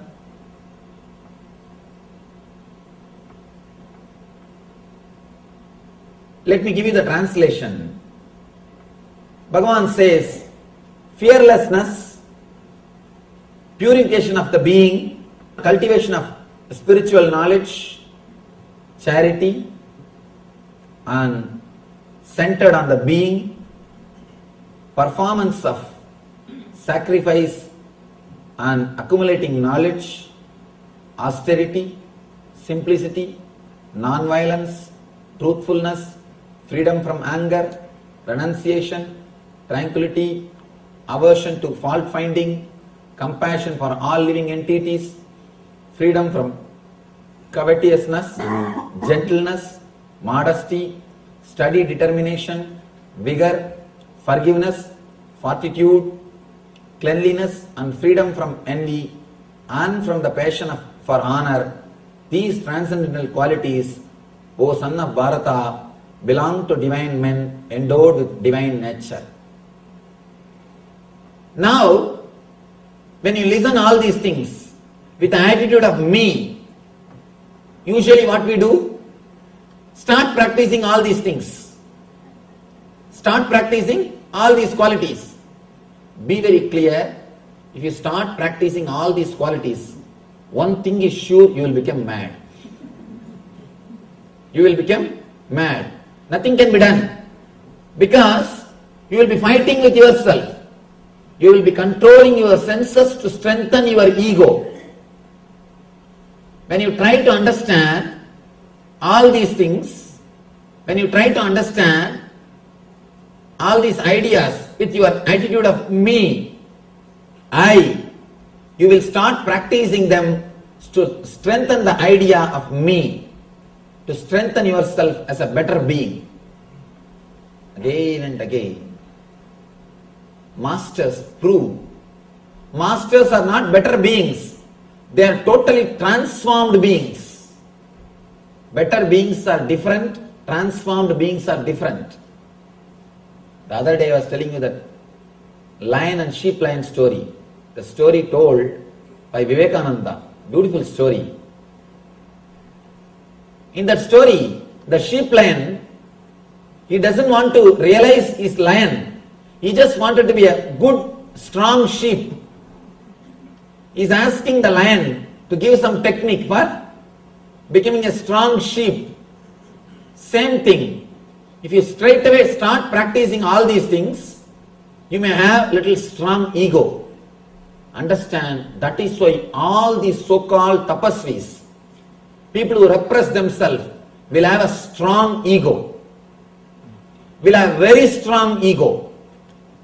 People who do tapas, people who repress themselves, you can see very clearly they will be radiating ego. Because they are doing all these things to strengthen. When you do all these things, naturally you will strengthen your ego. You will strengthen your ego. When you are completely blissful, relaxed, then if austerity happens, if tapas happens in you, you will never expect others also to do tapas. I have seen so many sannyasis, especially in India, continuously they blame the householders. Continuously they blame them. You don't do this, you don't do that, you are not right, you are not pure, you are sinner. The problem is, when you suppress, when you force yourself to do tapas, you are continuously burning inside. So naturally, sometimes you yourself get the doubt whether you are in the right path or what you are doing. Is it right? You get the doubt. Then naturally what we think? We have to do something. The doubt is coming up. Let us make others guilty. When you make others guilty that they are not doing right thing, you feel now, yes, what you are doing is right. When you make others feel guilty that they are not right, you feel you are right. When you see, when you suppress, when tapas is done by force, you naturally expect others also to do that. If they don't do, you create guilt in them, and by creating guilt in them, you wanted them to come to you and confess. When that happens, you feel more and more strong. Tapas is supposed to happen out of joy and bliss. Just as a natural thing, anything done by force is not going to help you. It will neither help you nor it will help the society. I have seen so many people doing tapas like Ravana. Ravana did tapas, but all his powers, it never helped him or others. He has become demon for himself and for others. He was killing others. Finally, he has destroyed himself. Because the tapas is from the attitude of me. What is there for me? To strengthen the I and mind. The whole thing happened to strengthen the I and mind. Please understand, whatever you do, whether it is studying the spiritual scriptures, or the charity, or social service, or the spiritual things, or puja, or meditation, whatever you do, to strengthen the I and me will always lead to suffering. It will lead to suffering. The instinct to survive and instinct to possess is what I call me. Me means instinct to survive. Instinct to possess. Instinct to survive is I. Instinct to possess is mine. Person who understands both are illusions. You cannot have the instinct to survive. Whatever you may have, you cannot survive. Please be very clear. The instinct to survive is pure illusion. At the most, you can survive as you think yourself 70, 80 years. 70, 80 years you can be alive as you think you are.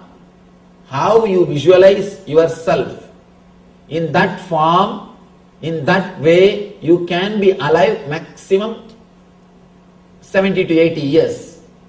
But the instinct to survive tries to extend it, tries to make the life as eternal.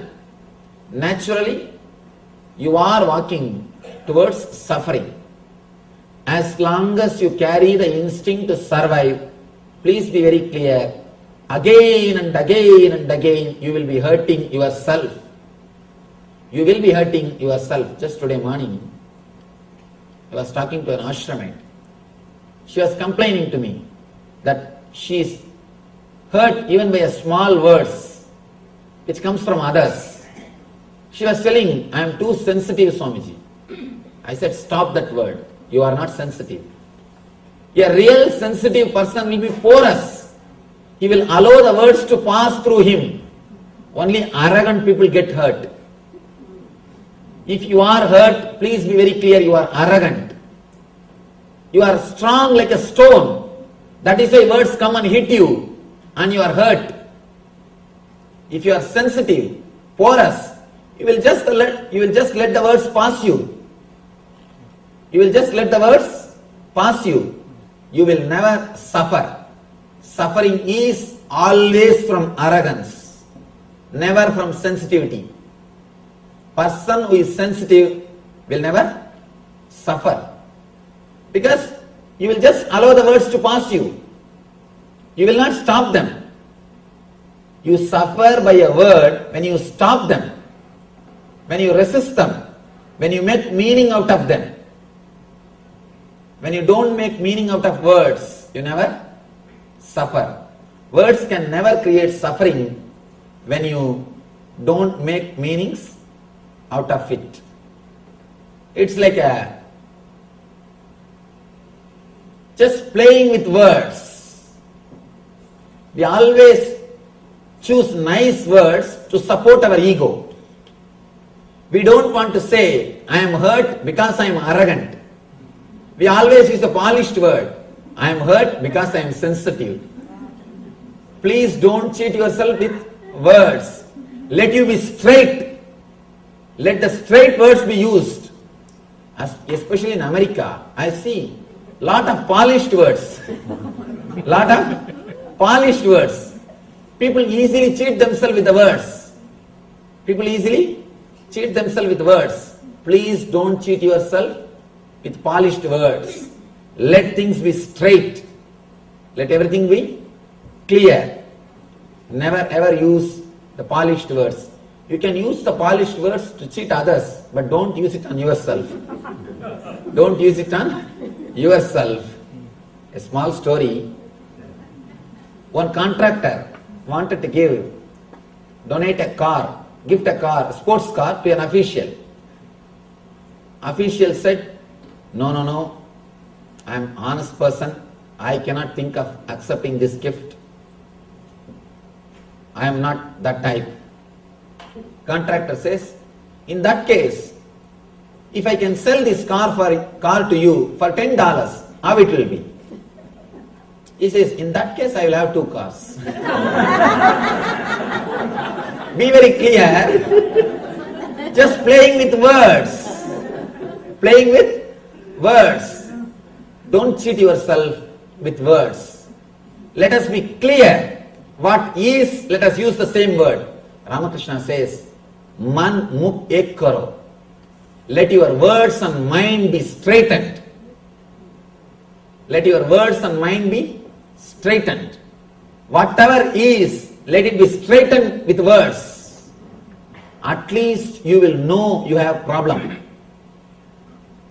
When you start using very colorful, polished words, by and by you forget you have some problem. You forget you have some problem. When you just play with the words, you yourself forget you have problem. Understand? When you know, you don't know, at least you know you don't know. When you don't know that you don't know, you don't even know you don't know. Be very clear. At least let you know you have a problem. Let you know that there is something wrong. Let us use the straight words. Shortest distance between 2 points is always a straight line. To achieve anything, shortest way is straightforwardness.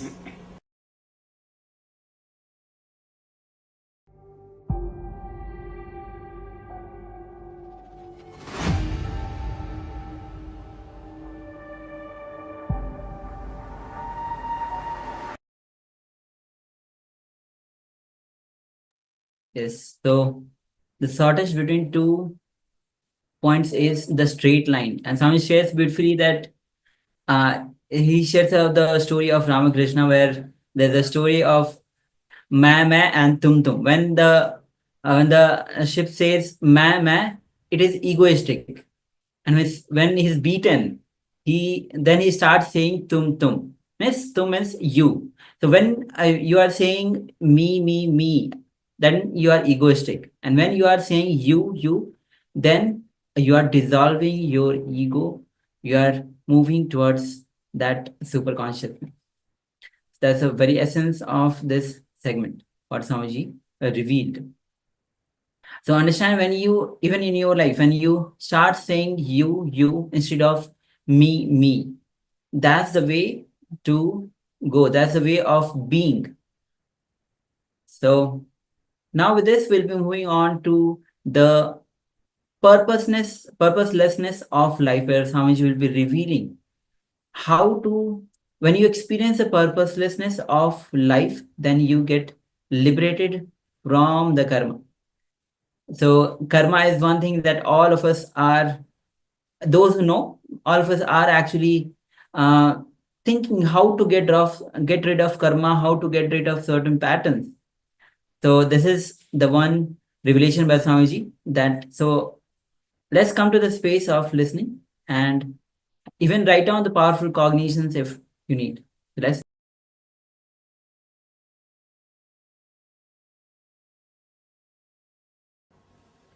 What is the purpose of life? The moment you understand life is purposeless, the moment you accept the beauty of purposelessness, you will realize the meaning of living.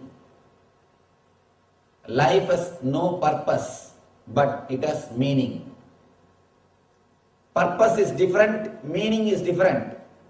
Purpose means the goal orientation. You always think about the goal, running. Suddenly one day you just drop dead.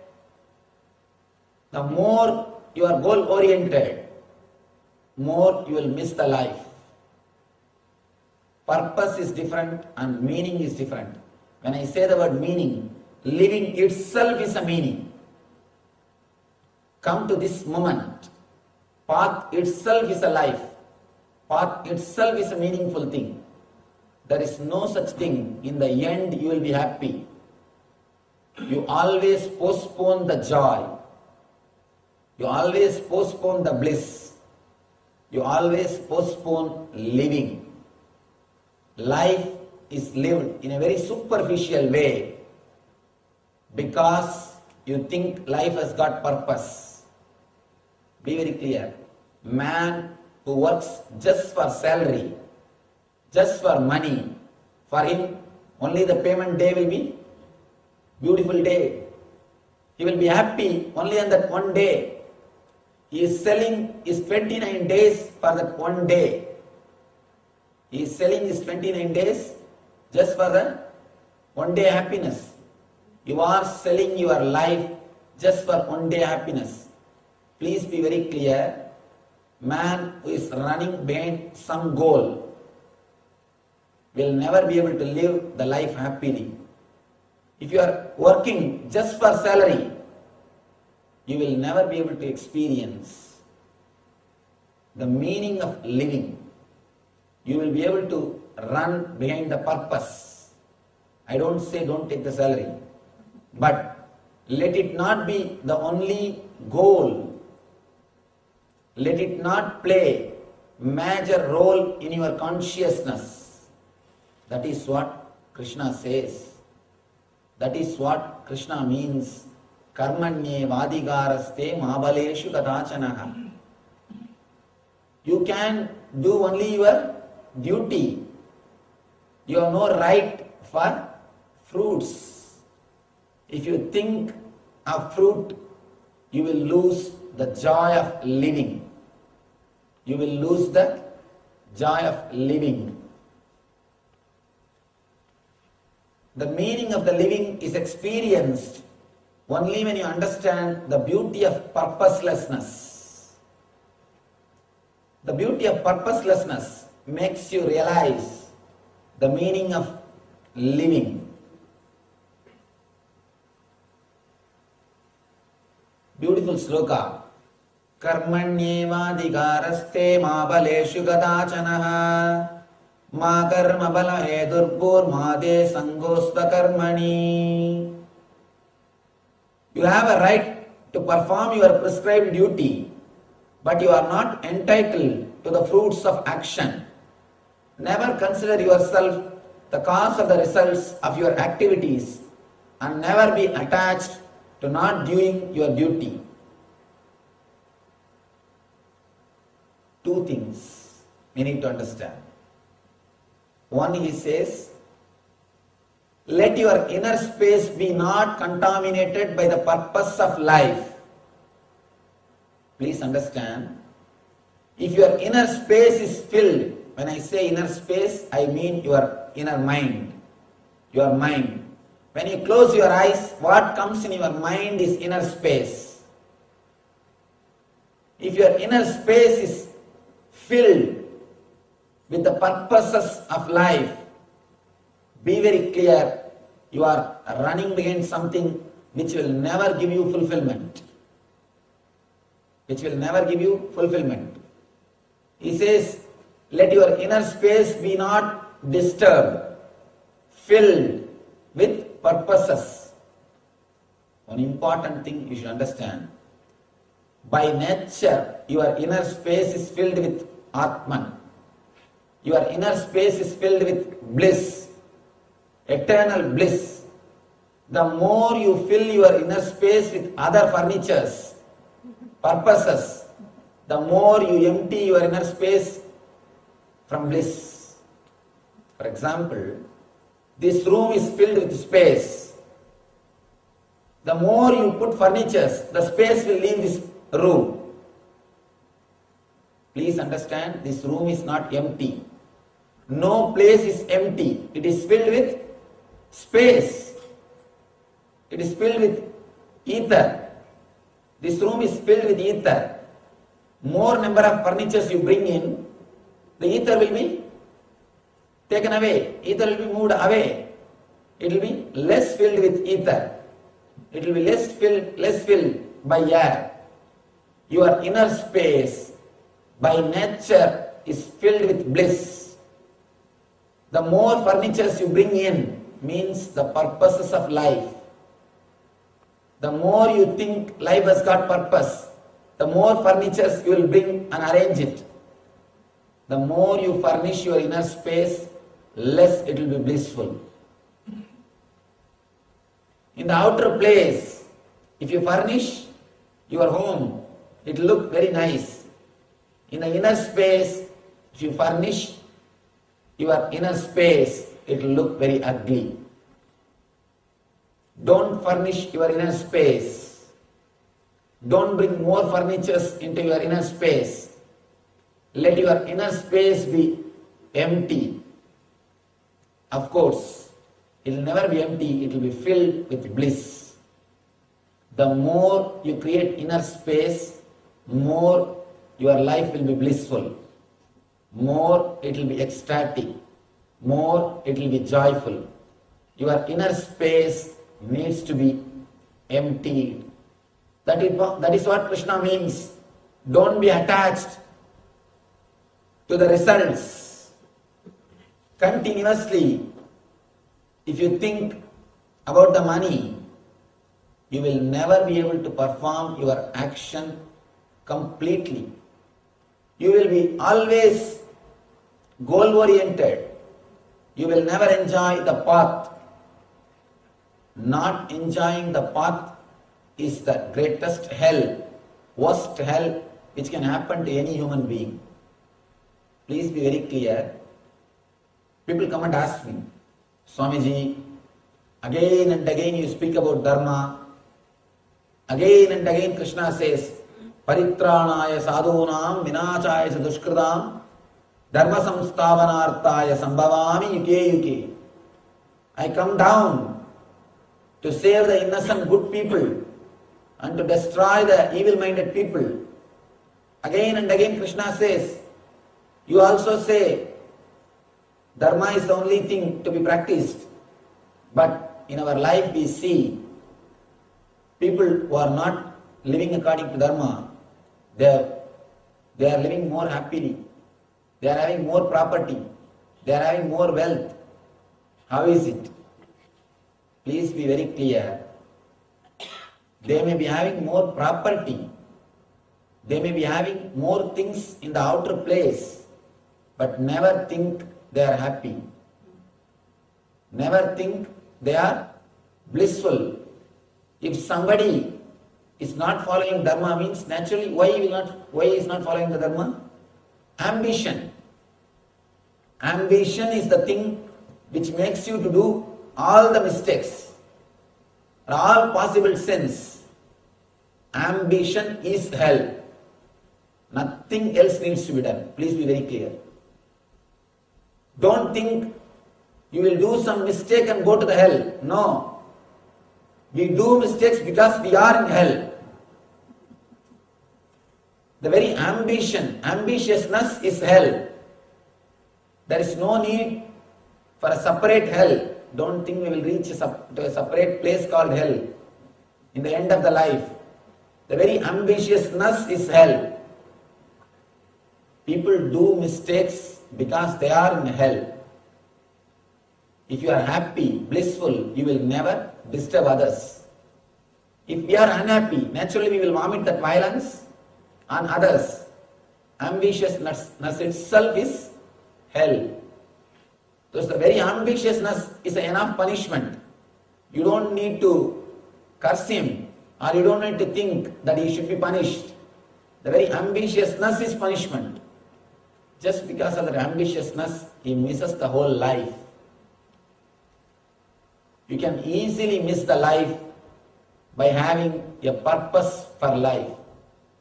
If you have the salary as a purpose, you will miss 29 days of your life just for one day. Just for the one day. If you work just for the sake of weekend, you will miss 5 days just for 2 days.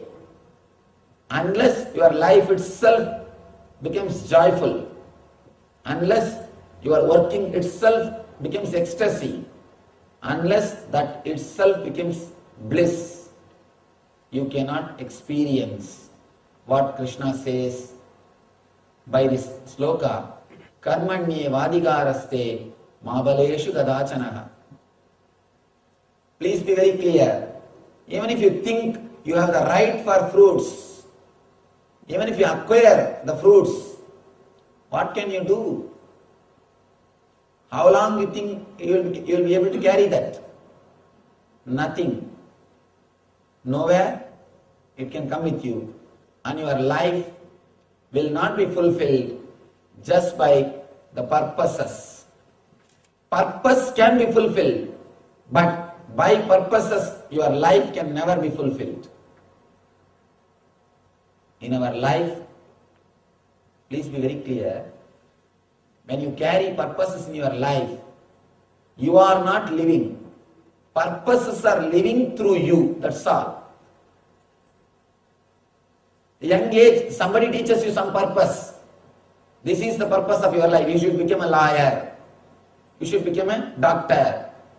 You are given a purpose. That purpose is fulfilled through your life, but you will never feel fulfilled. Never do the mistake of thinking you will be fulfilled when your purpose is fulfilled. No. Your fulfillment is completely different from the fulfillment of purpose. If you want to feel the fulfillment, you have to work separately in a different direction. It's a total different achievement. It's a total different dimension of your life.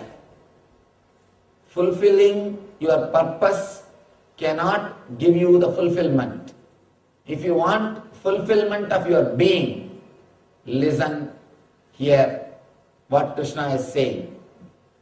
Here Krishna starts the Karma Yoga. Na karmana manarambhan naishkarmyam purushosnute na cha sannyasa deva siddhim samadhigacchati. Not by merely abstaining from work can one achieve freedom from reaction, nor by renunciation alone can one attain perfection. Beautiful. I think Krishna is the first and last master, as far as I know, because no statement can be ultimate truth. We can only say as far as I know. As far as I know, Krishna is the first and last master who declared the truth as it is. Two things. Always the people who are in the politics, people who are in the outer world, they know the characters or the truth or the techniques to achieve success in the outer world. People who are in the spiritual world, they know the techniques to achieve success in the spiritual world. But Krishna is both. Krishna is the only master who is enlightened man and a king. He knows how to give a technique to achieve the total success in the outer world and in the inner world. How to furnish your outer space and how to keep empty your inner space. That is the whole life. The whole Gita is only one idea. How to furnish your outer space to the ultimate luxury level and how to keep your inner space to the ultimate blissful level. Keeping your inner space in a eternal bliss and keeping your outer space in ultimate luxury. Krishna is the only man who has produced formula for inner space and outer space together. You can't expect this from a Buddha because Buddha has given up the outer space. He lived with just 3 pieces of dress and he lived a life of a monk. So whatever he produces, whatever formula he creates will lead you only to that state. But Krishna has lived like a king. Krishna has lived not like as a king. Only Krishna can give a practical instruction. Only Krishna can create a manual for practical spiritual living. All other masters, their manual is useful only for monks who are sitting in monasteries. Only Krishna's manual is useful for the people who are living the life.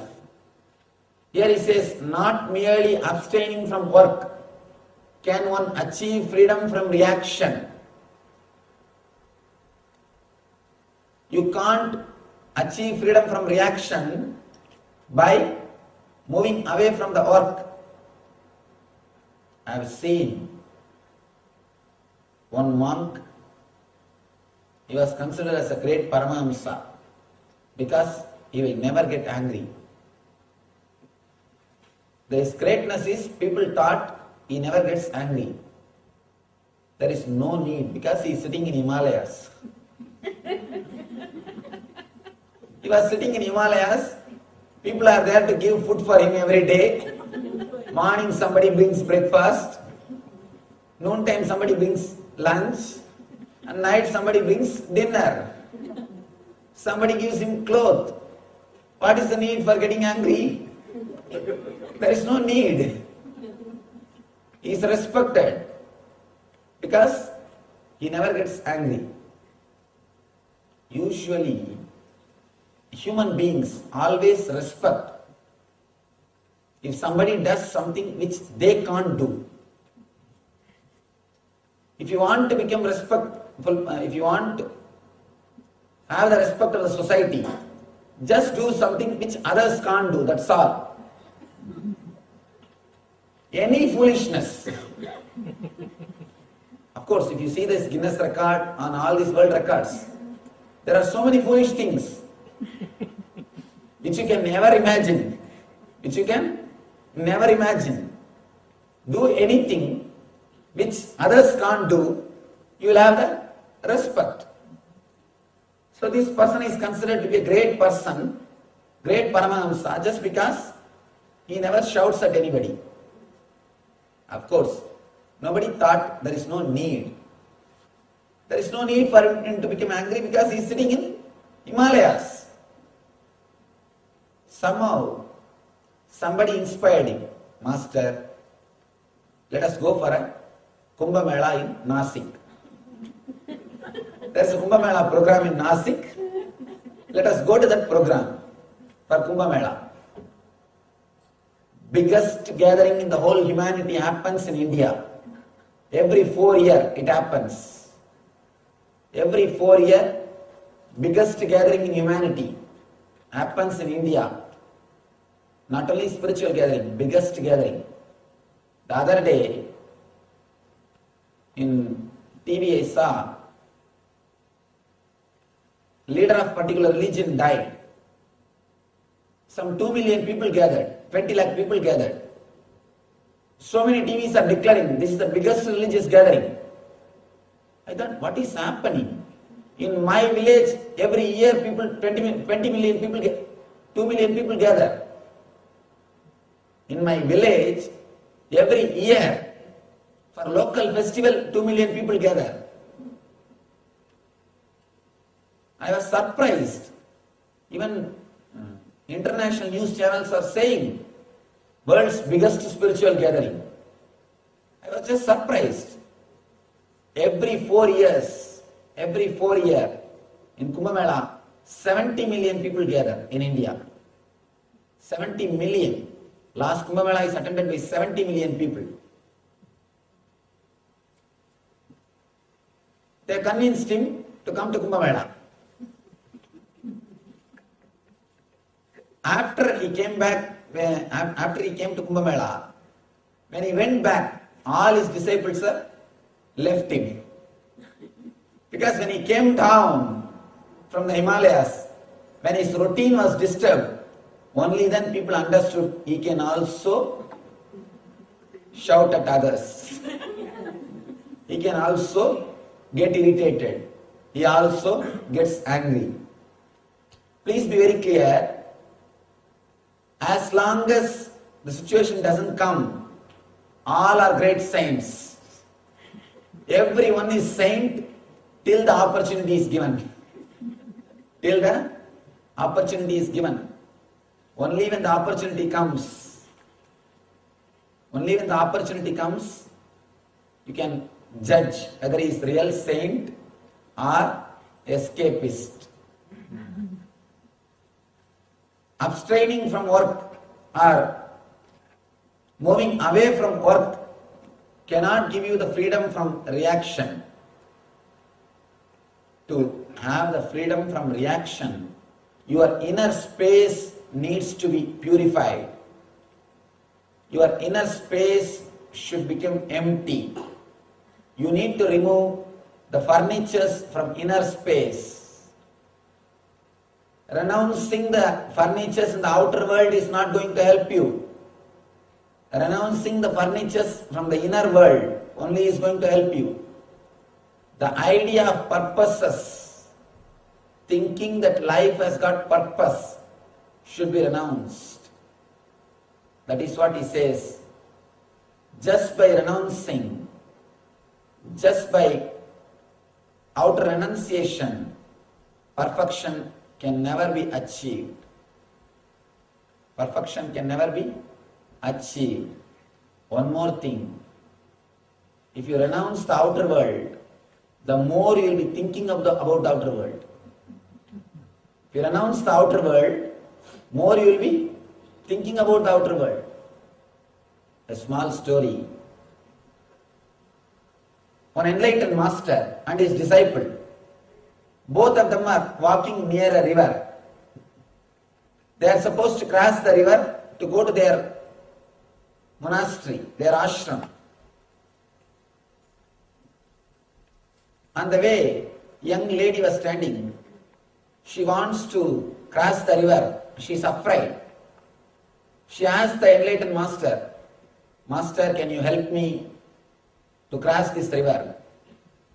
He said, why not? Please come.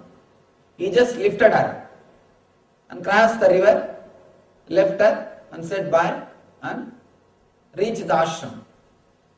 The disciple was seeing the whole scene. He is not able to digest the whole scene. He is burning, maybe jealousy. He is not able to digest. After reaching the ashram, he is not able to control himself. He asked, Master, you are a sannyasi. How can you touch a woman, that also young woman, and carry her throughout the river? How can you do that? Master just turns, smiles at him and says, I left her long ago. Why are you still carrying her? I left her there itself. Why are you carrying her still? Why are you bringing her here? Please be very clear.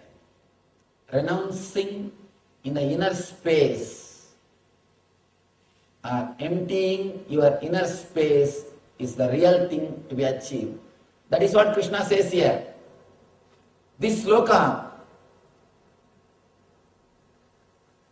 is straight away addressed to this disciple. Karmendriyani samyamya yaste manasa smaran indriyartan vimodatma mityachara sauchyate.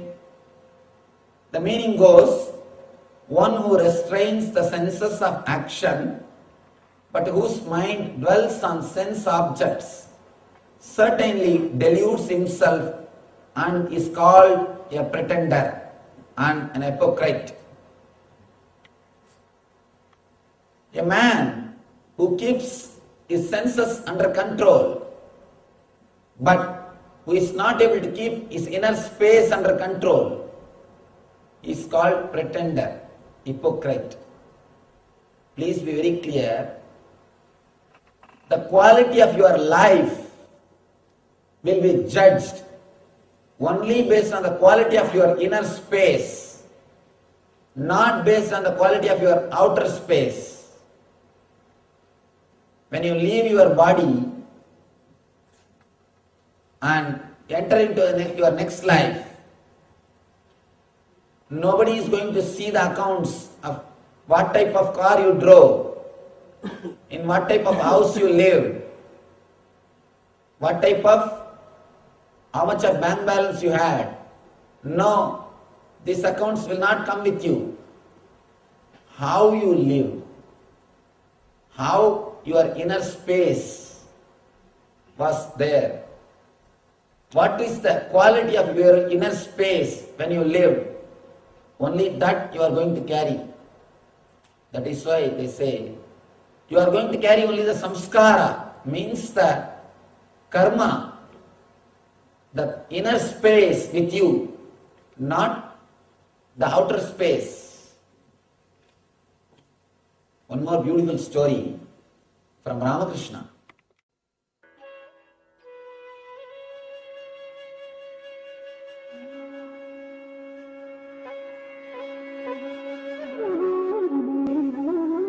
Who are all entering into the prostitute's house, what time they are entering, what time they are going out, how many are entering.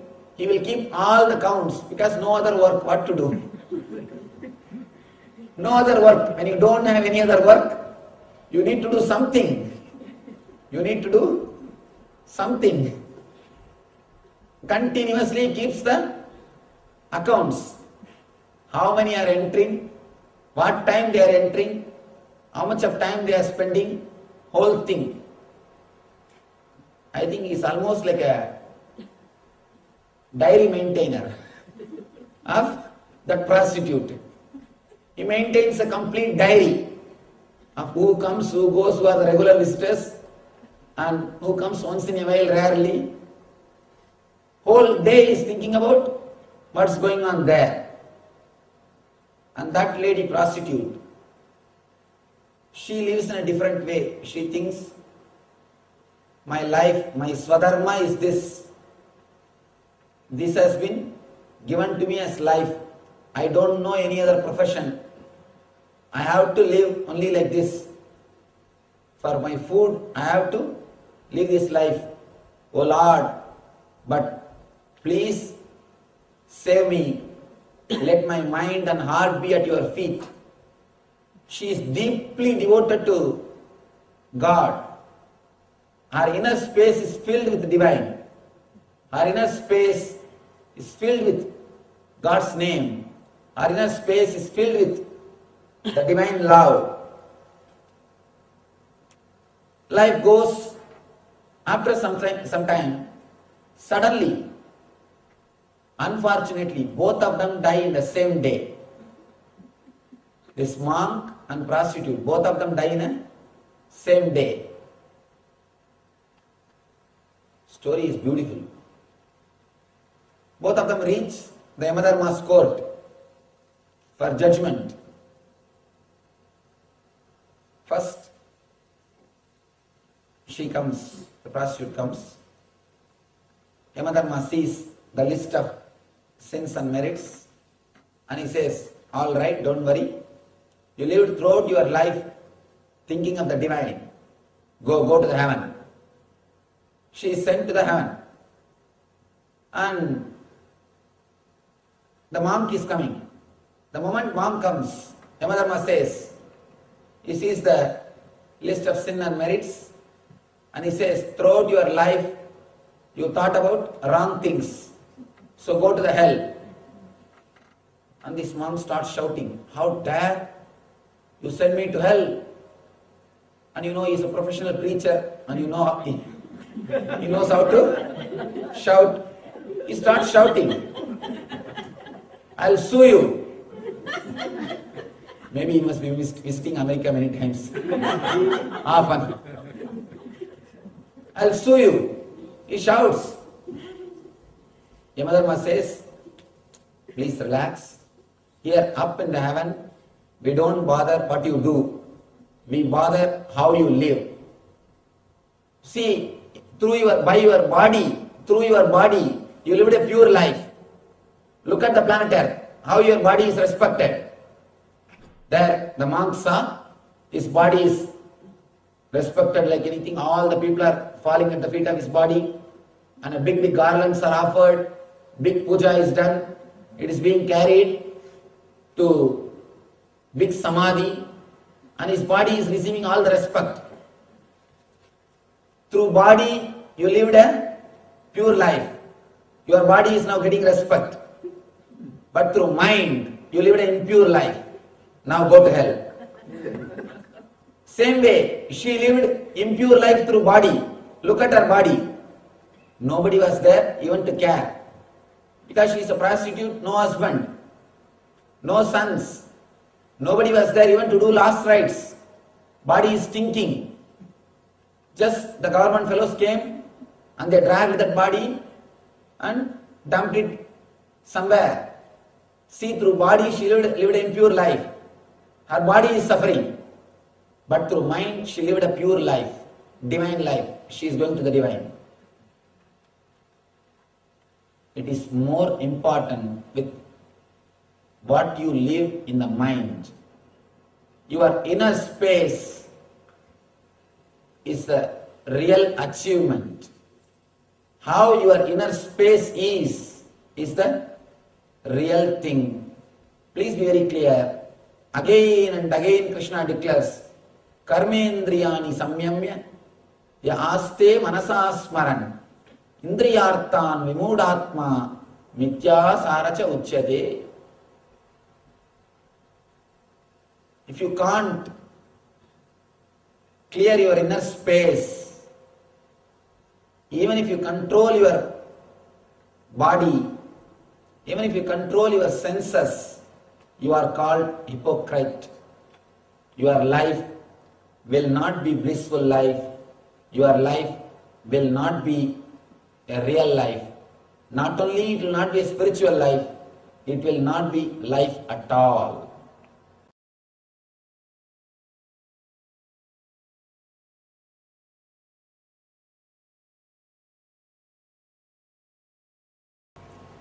Understand this one thing. just understanding this one single idea can transform your whole way of thinking, can transform your whole way of working, can transform your whole way of living. When you understand there is no purpose in totality, you will start enjoying every single moment. You will start living intensely every single inch. Every moment will become meaningful. When you think as a whole, there is a purpose, every single moment will lose its meaning. If you think your whole 30 days of working is worth of $100,000 or $50,000, you will judge your 1 month only as a $50,000. Please be very clear. Your life is not $50,000 worth. For example, you think that 1 month of your life is $50,000.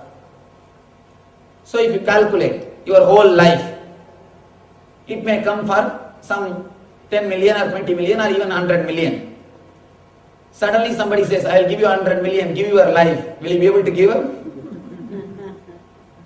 Logically, this is the way you are calculating and working. This is the way we are calculating and working. We are ready to sell our mind. We are ready to sell our moments, ready to sell our inner space, calculating the value of our life. Logically, you fix a rate for your life. Once you fix the rate, only the rate is in your inner space. You forget that doing the work itself or living itself is beautiful. If you think the whole has got purpose, the part loses the meaning. Understand, as a whole, the whole has no purpose. The moment you realize the whole has no purpose, the part will become meaningful. Your very living, every day itself will become beautiful. Every day your life, you are living, you are sitting, you are walking, you are standing, everything is joyful experience. That is why they say that Satchit Ananda means bliss of very existence. Your very existence is blissful. You don't have to think, in the end you will have the bliss. No. Your very existence is blissful. The moment you drop the goal, your path becomes blissful.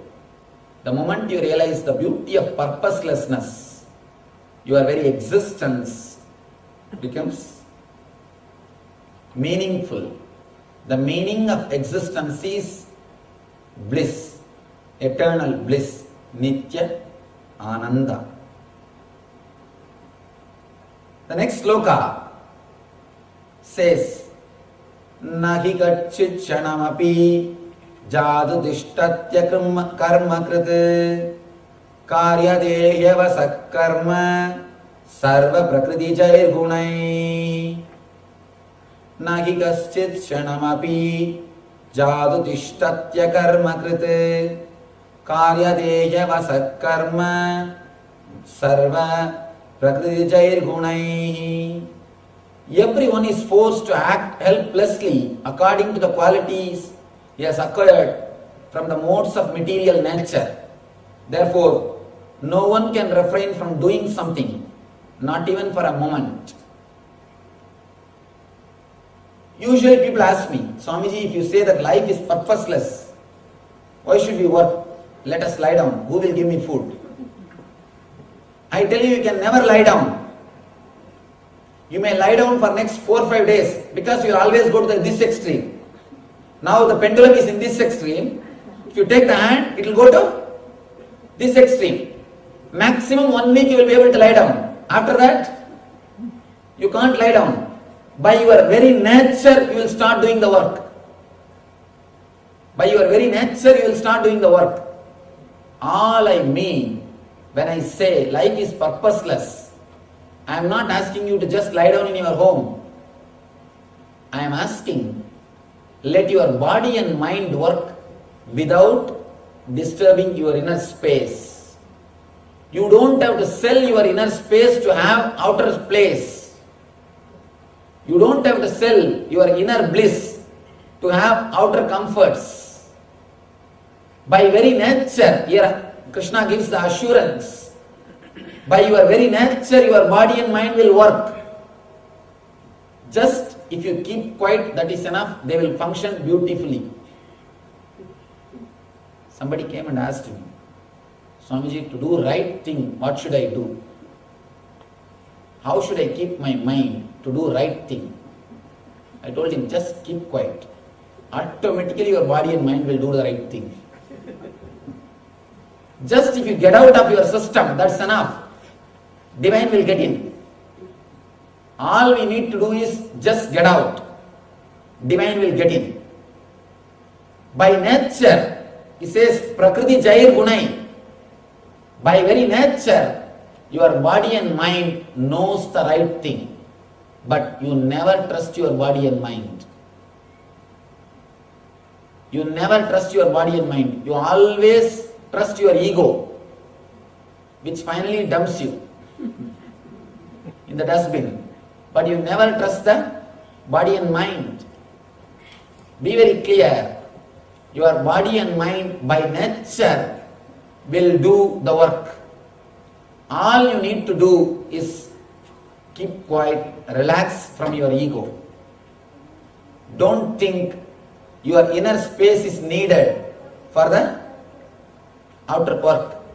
The person who understood what is Nitya and what is Anitya, the person who understands what is eternal and what is ephemeral and relaxes into the eternal is always in eternal consciousness. He always resides in Nitya Ananda. Krishna says, a man who relaxes into Nitya Ananda and does his job, does his work, he is Karma Yogi. Just relax into your inner space. Automatically you will be guided. You will be guided. I always think, if I relax in my mind, thinking that life is purposeless, how will I know which is right and which is wrong, Swamiji? How will I know which is right and which is wrong? Please be very clear. The more you worry about which is right and wrong, you will not do any mistake. You will commit blunders. The person who worries which is right and which is wrong continuously will commit only blunders. He will never commit mistakes. The person who doesn't worry, who never bothers, he may do small mistakes. But the person who continuously worries will never do small mistakes, he will commit big blunders. And I tell you, to take this jump of not worrying needs courage. Even if you do one or two mistakes, what is the wrong? Taking the risk and jumping and start living without worrying is what I call dhiratva, courage. Courage of entering into the spiritual life. When you take the jump, you will do naturally one or two small mistakes. Don't worry. Putting up with that mistake is what I call tapascharya. Tapas.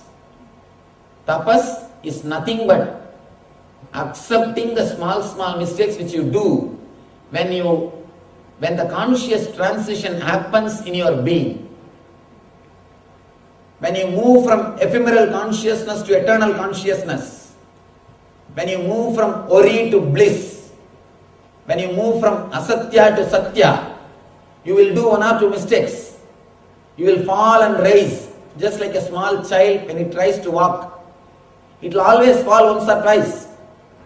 Just because of that, can you say, don't start walking? No. Even if it does one or two small mistakes, it has to stand up and start walking.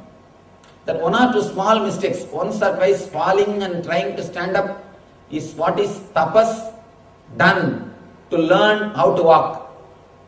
Same way, when you start living without mind, in the initial level, you may commit one or two mistakes. Don't worry.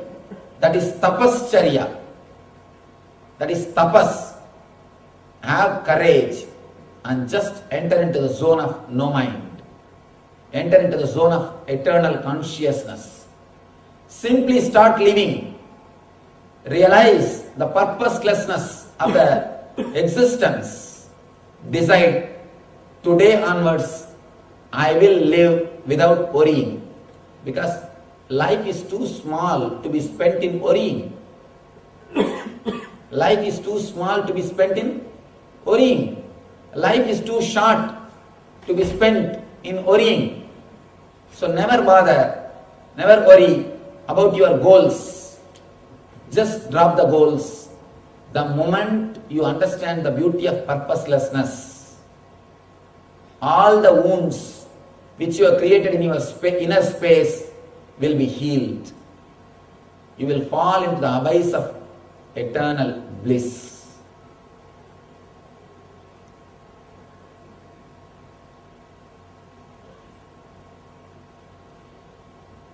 Next, Krishna says, this is one of the important point, one more point, he clarifies.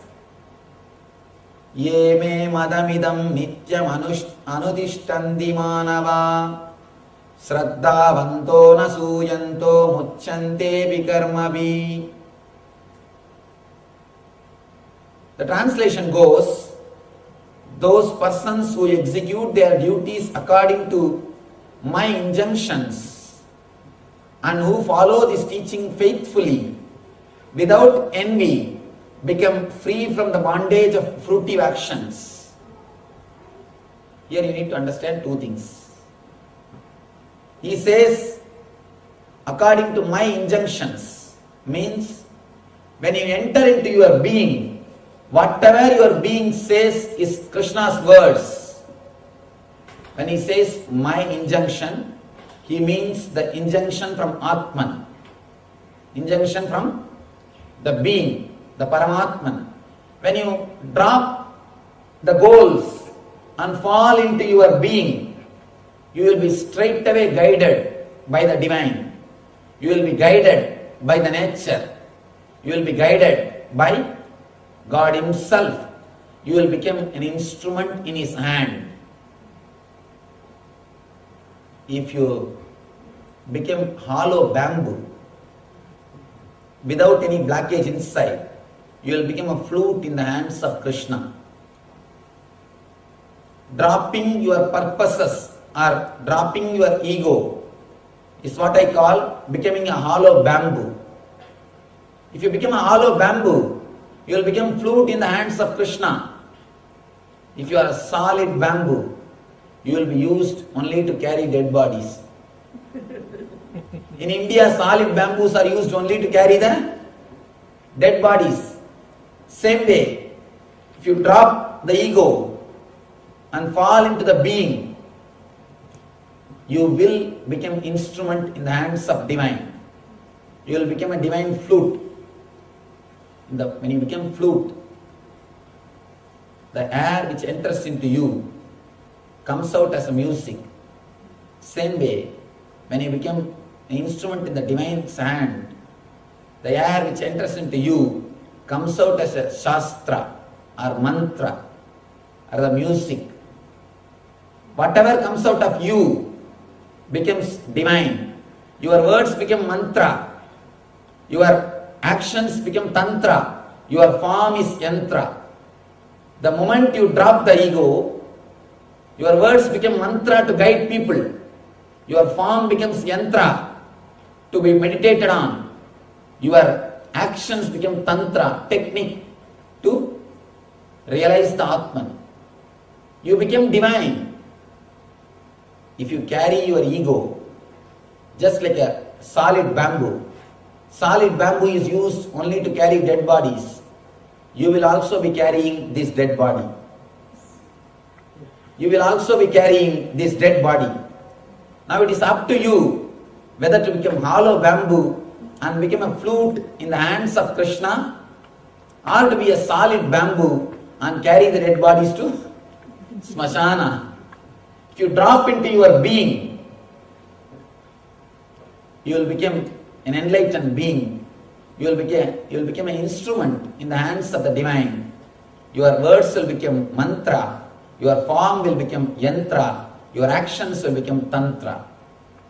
Instead, if you decide to carry your ego, you will be carrying this dead body wherever you go. Here, he says, those persons who execute their duties according to my injunctions, according to your inner consciousness. Please be very clear. As long as you carry the goal of the society, the purposes conditioned on you by the society, you will be carrying conscience. The moment you drop the social conditioning, the purposes taught to you by society, you will start living with consciousness. Social conscience is different and spiritual consciousness is different.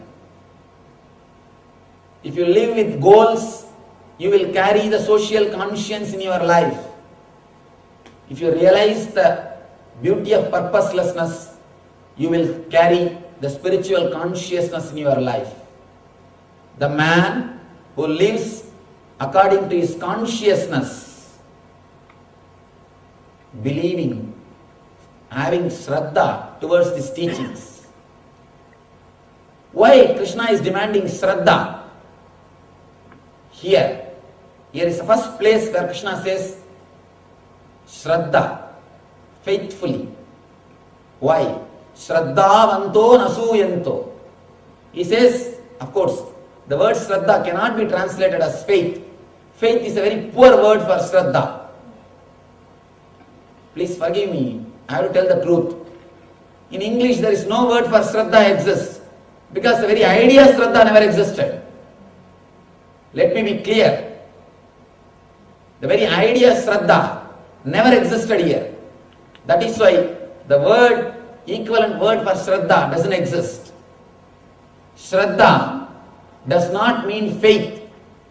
Shraddha means faith plus courage to execute that idea. Courage to experiment with that idea is shraddha. Courage to experiment that idea is what is shraddha. Here Krishna says, Shraddha vanto nasuyanto. Man who executes these teachings with shraddha, courage to follow. Why we need courage to follow? A small story. One born blind man goes to a doctor and asks, Doctor, will you help me to have my eyes? Doctor says, don't worry, I'll do some operation, you will have your eyes. After that you can walk without that stick. The blind people, they always carry a stick to feel the road. You can walk without that stick. Now the blind man asks, Doctor, I understand you will do an operation. I understand I will have my eyes back. But I don't understand. How can I walk without stick?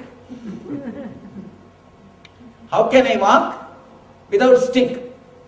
By and by, the blind man forgot the stick is from outside. He started thinking stick is necessary even for walking.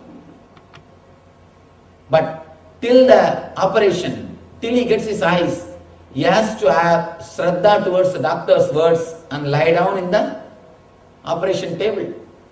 Same way,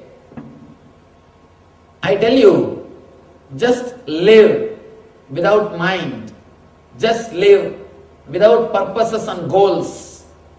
You will be able to walk without stick. Stick is worrying. but you can never think you can live without worrying. By and by, worrying has become your part. So we can never imagine we can also survive, we can be alive without worrying. When I say you can live without worrying, you say, no, Swamiji, how can it be possible? If I don't worry, what will happen to my children? What will happen to my house? What will happen to my wife? What will happen to my family? What will happen to my property? What will happen to my lawsuits? Please be very clear. Never think because of you, your life is going smoothly. In spite of you, it is going smoothly. Understand? Never your life is going smoothly because of you. In spite of you, it is going smoothly. The moment you have the courage to have Shraddha to these teachings and start living, dropping the purposes, only then you will realize you don't need stick to walk. You don't need stick to walk. Once you enter into the being, the depth of your being, you will enter into a totally different dimension. Whatever now you think as spiritual life or material life, both will lose its meaning. You will enter into a new dimension of life.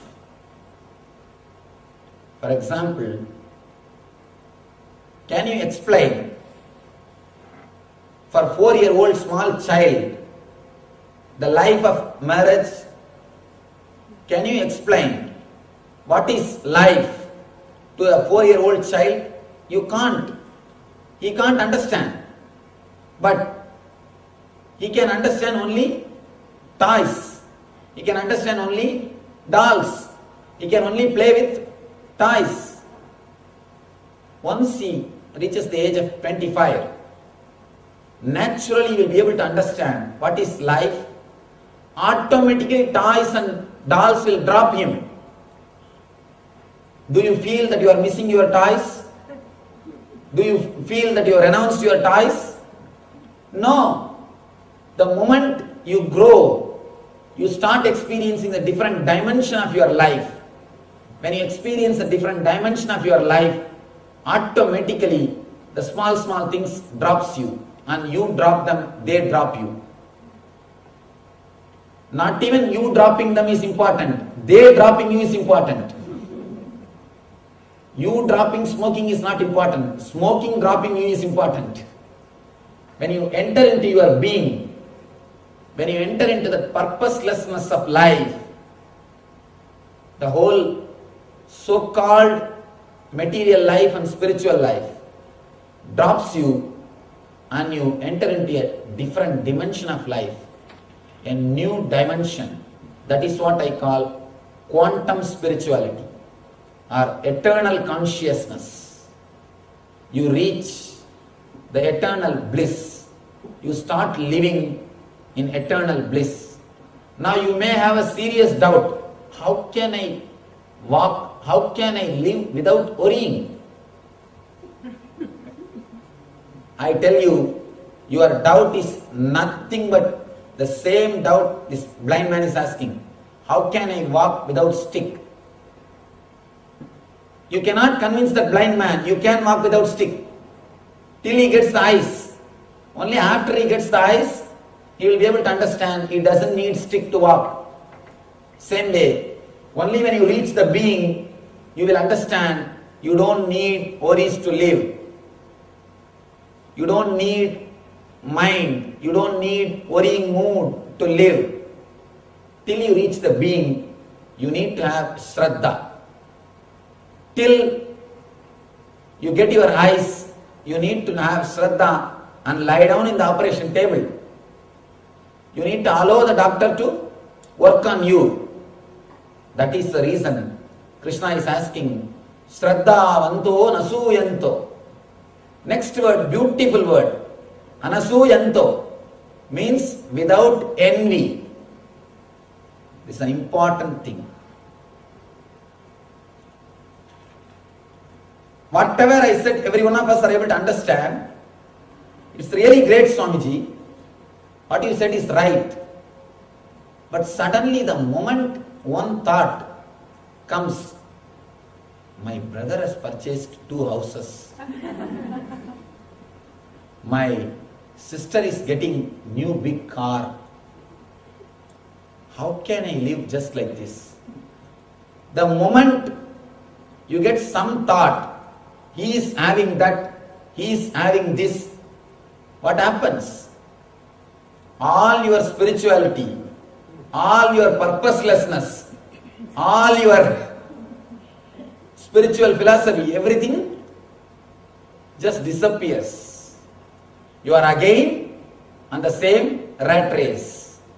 He says, without envy. Envy is the thing which puts you again in that same rut. In the same rut. One great problem in the rat race is, even if you win, you are a rat. Even if you win, you are a rat. Nothing more than that. Please be very clear. The moment envy, jealous enters into your being, whole thing disappears. You start again running into the social conditioning. You start running behind the purposes. You start running behind the goals. Envy or jealousy is the thing which makes you run like a rat. Run like a rat. There is a beautiful, another one idea in Tantra, Maya Shakti. This Maya makes us all dance just with this one stick called jealousy. Have you seen the monkey charmers in India? The roadside, they will do a small show with monkeys. They will have a small stick. They will just rotate that stick and shout, Adraram, Adraram, Adraram. They will just say, give the instructions to that monkey. According to their instruction, that monkey will do everything. With this stick, they will make the monkey dance. With a small stick, they will make the monkey to dance and do whatever they want. Same way, the Maya Shakti is making you run as she wants, just with one stick called jealousy, envy, comparison. The moment you compare, you just again jump into the same path, same rut, same routine, which I call the purpose life.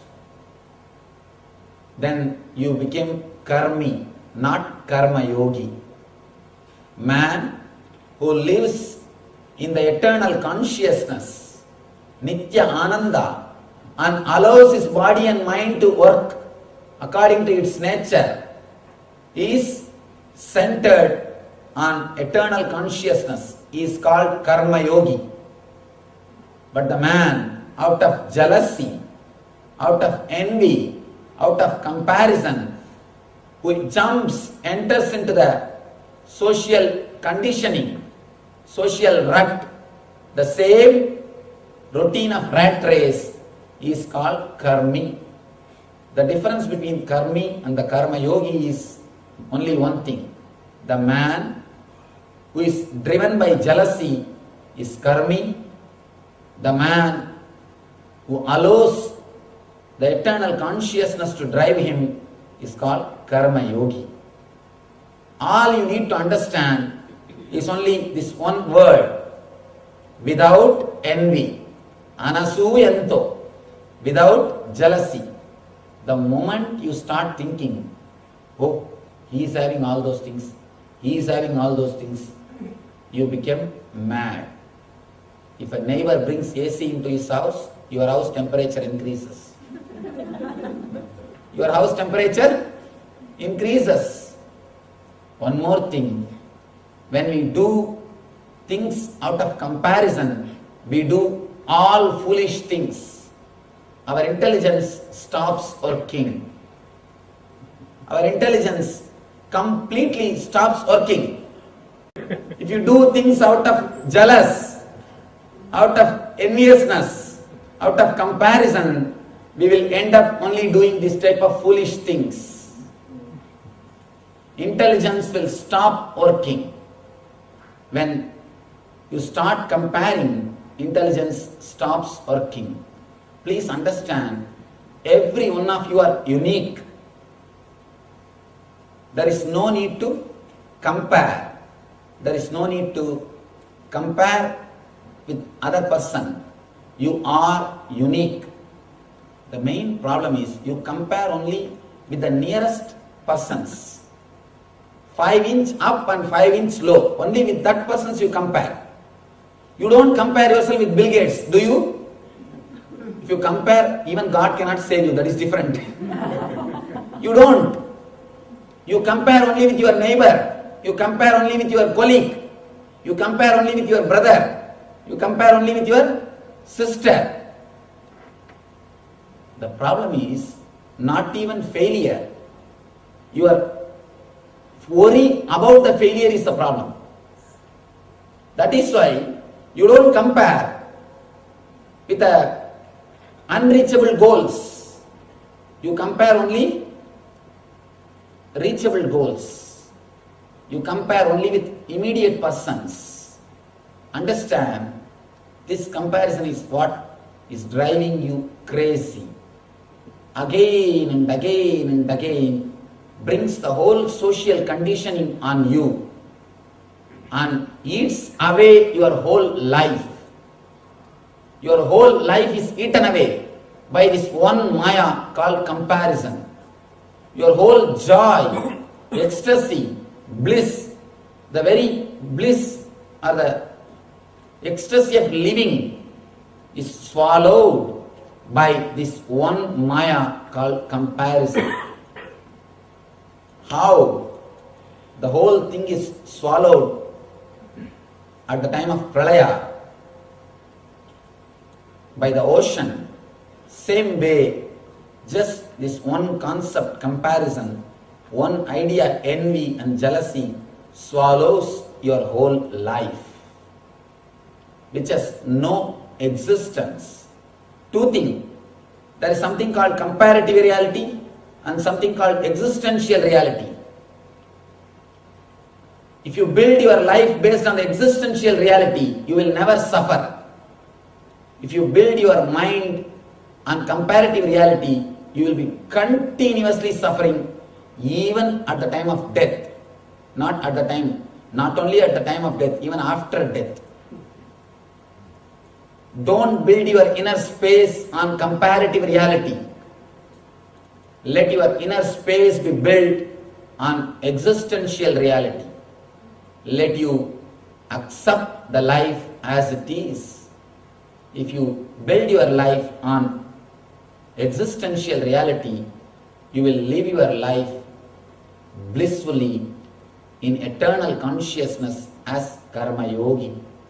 Small story. One guy comes to the bar with a big smile, big grin is in his face, and asks the bartender to serve drink for the whole house freely.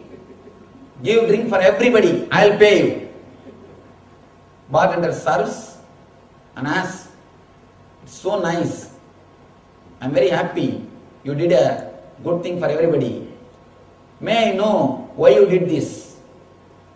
He said, I am very happy today. I have grown taller than my younger brother. I have become taller than my younger brother. My younger brother used to be taller than me. So always people tease, you are elder or he is elder. So I had a problem. Today I have grown taller than my younger brother. And younger brother taller than you is really problem. If your elder brother taller than you, it can be at least tolerated. Younger brother taller than you is too much. Today I have become taller than him. He asks, how? In this age, how suddenly you have grown and become taller than him? No, I have not grown. He met with accident, his both legs have been amputated. When you compare, When we live with jealousy, when our life is based on comparative reality, please be very clear, we end up only in this type of things. Let your inner space be built on existential reality, not on comparative reality.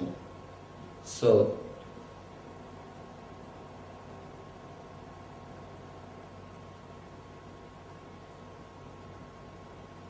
next,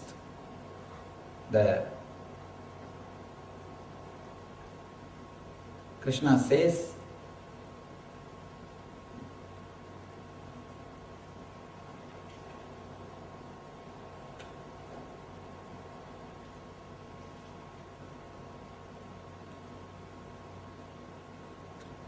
beautiful thing. Tasmadasakta sadatam karyam karma samachara asakto hyacharan karma paramapnodi purushaha. Therefore, one should do his duty without being desirous to the rewards of action, for by working without attachment, one attains the supreme. The whole essence of karma yoga.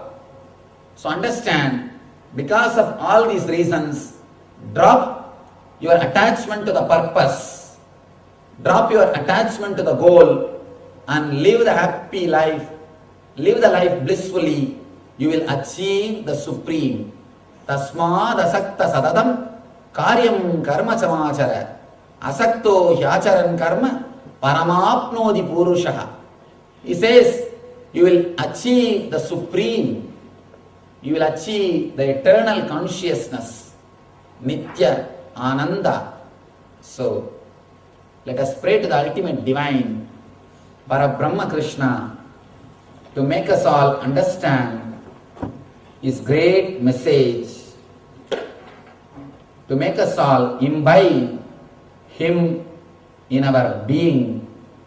Let him guide us, let him make us experience the eternal consciousness, eternal bliss, Nityananda. Thank you. Vasudeva Sudham Devam Kamsa Chanuramardanam Devaki Paramanandam Krishnam Vande Jagadgurum.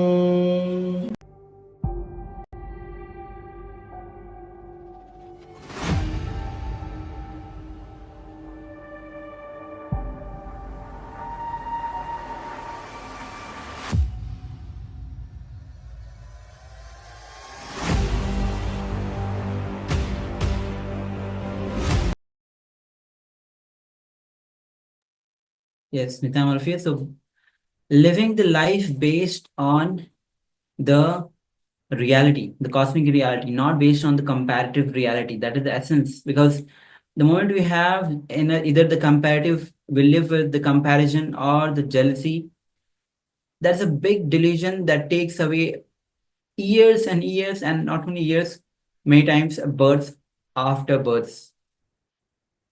So with this, we have come to the conclusion of today. And again, a reminder especially for the participants apart from the ET time, the time time for the program has shifted 1 hour early. So we'll be starting 1 hour early and finishing 1 hour early. So with this, now we'll be concluding the day for today with the Poon Mantra. And of course, tomorrow we'll be coming back with another exciting sessions and starting with the Nityananda Yoga. So let's join our hands. Om Purnamadah Purnamidam Purnat Purnamudachyate Purnasya Purnamadaya Purnamevavashishyate. Om Shanti Shanti Shanti. Hari Om Tat Sat. Sarvam Bhagat Shri Nityananda Paramashiva Padukarpanamastu. Om Nityanandam. Yes, thank you. Thank you, everyone. Nityanandam. Nityanandam, everyone.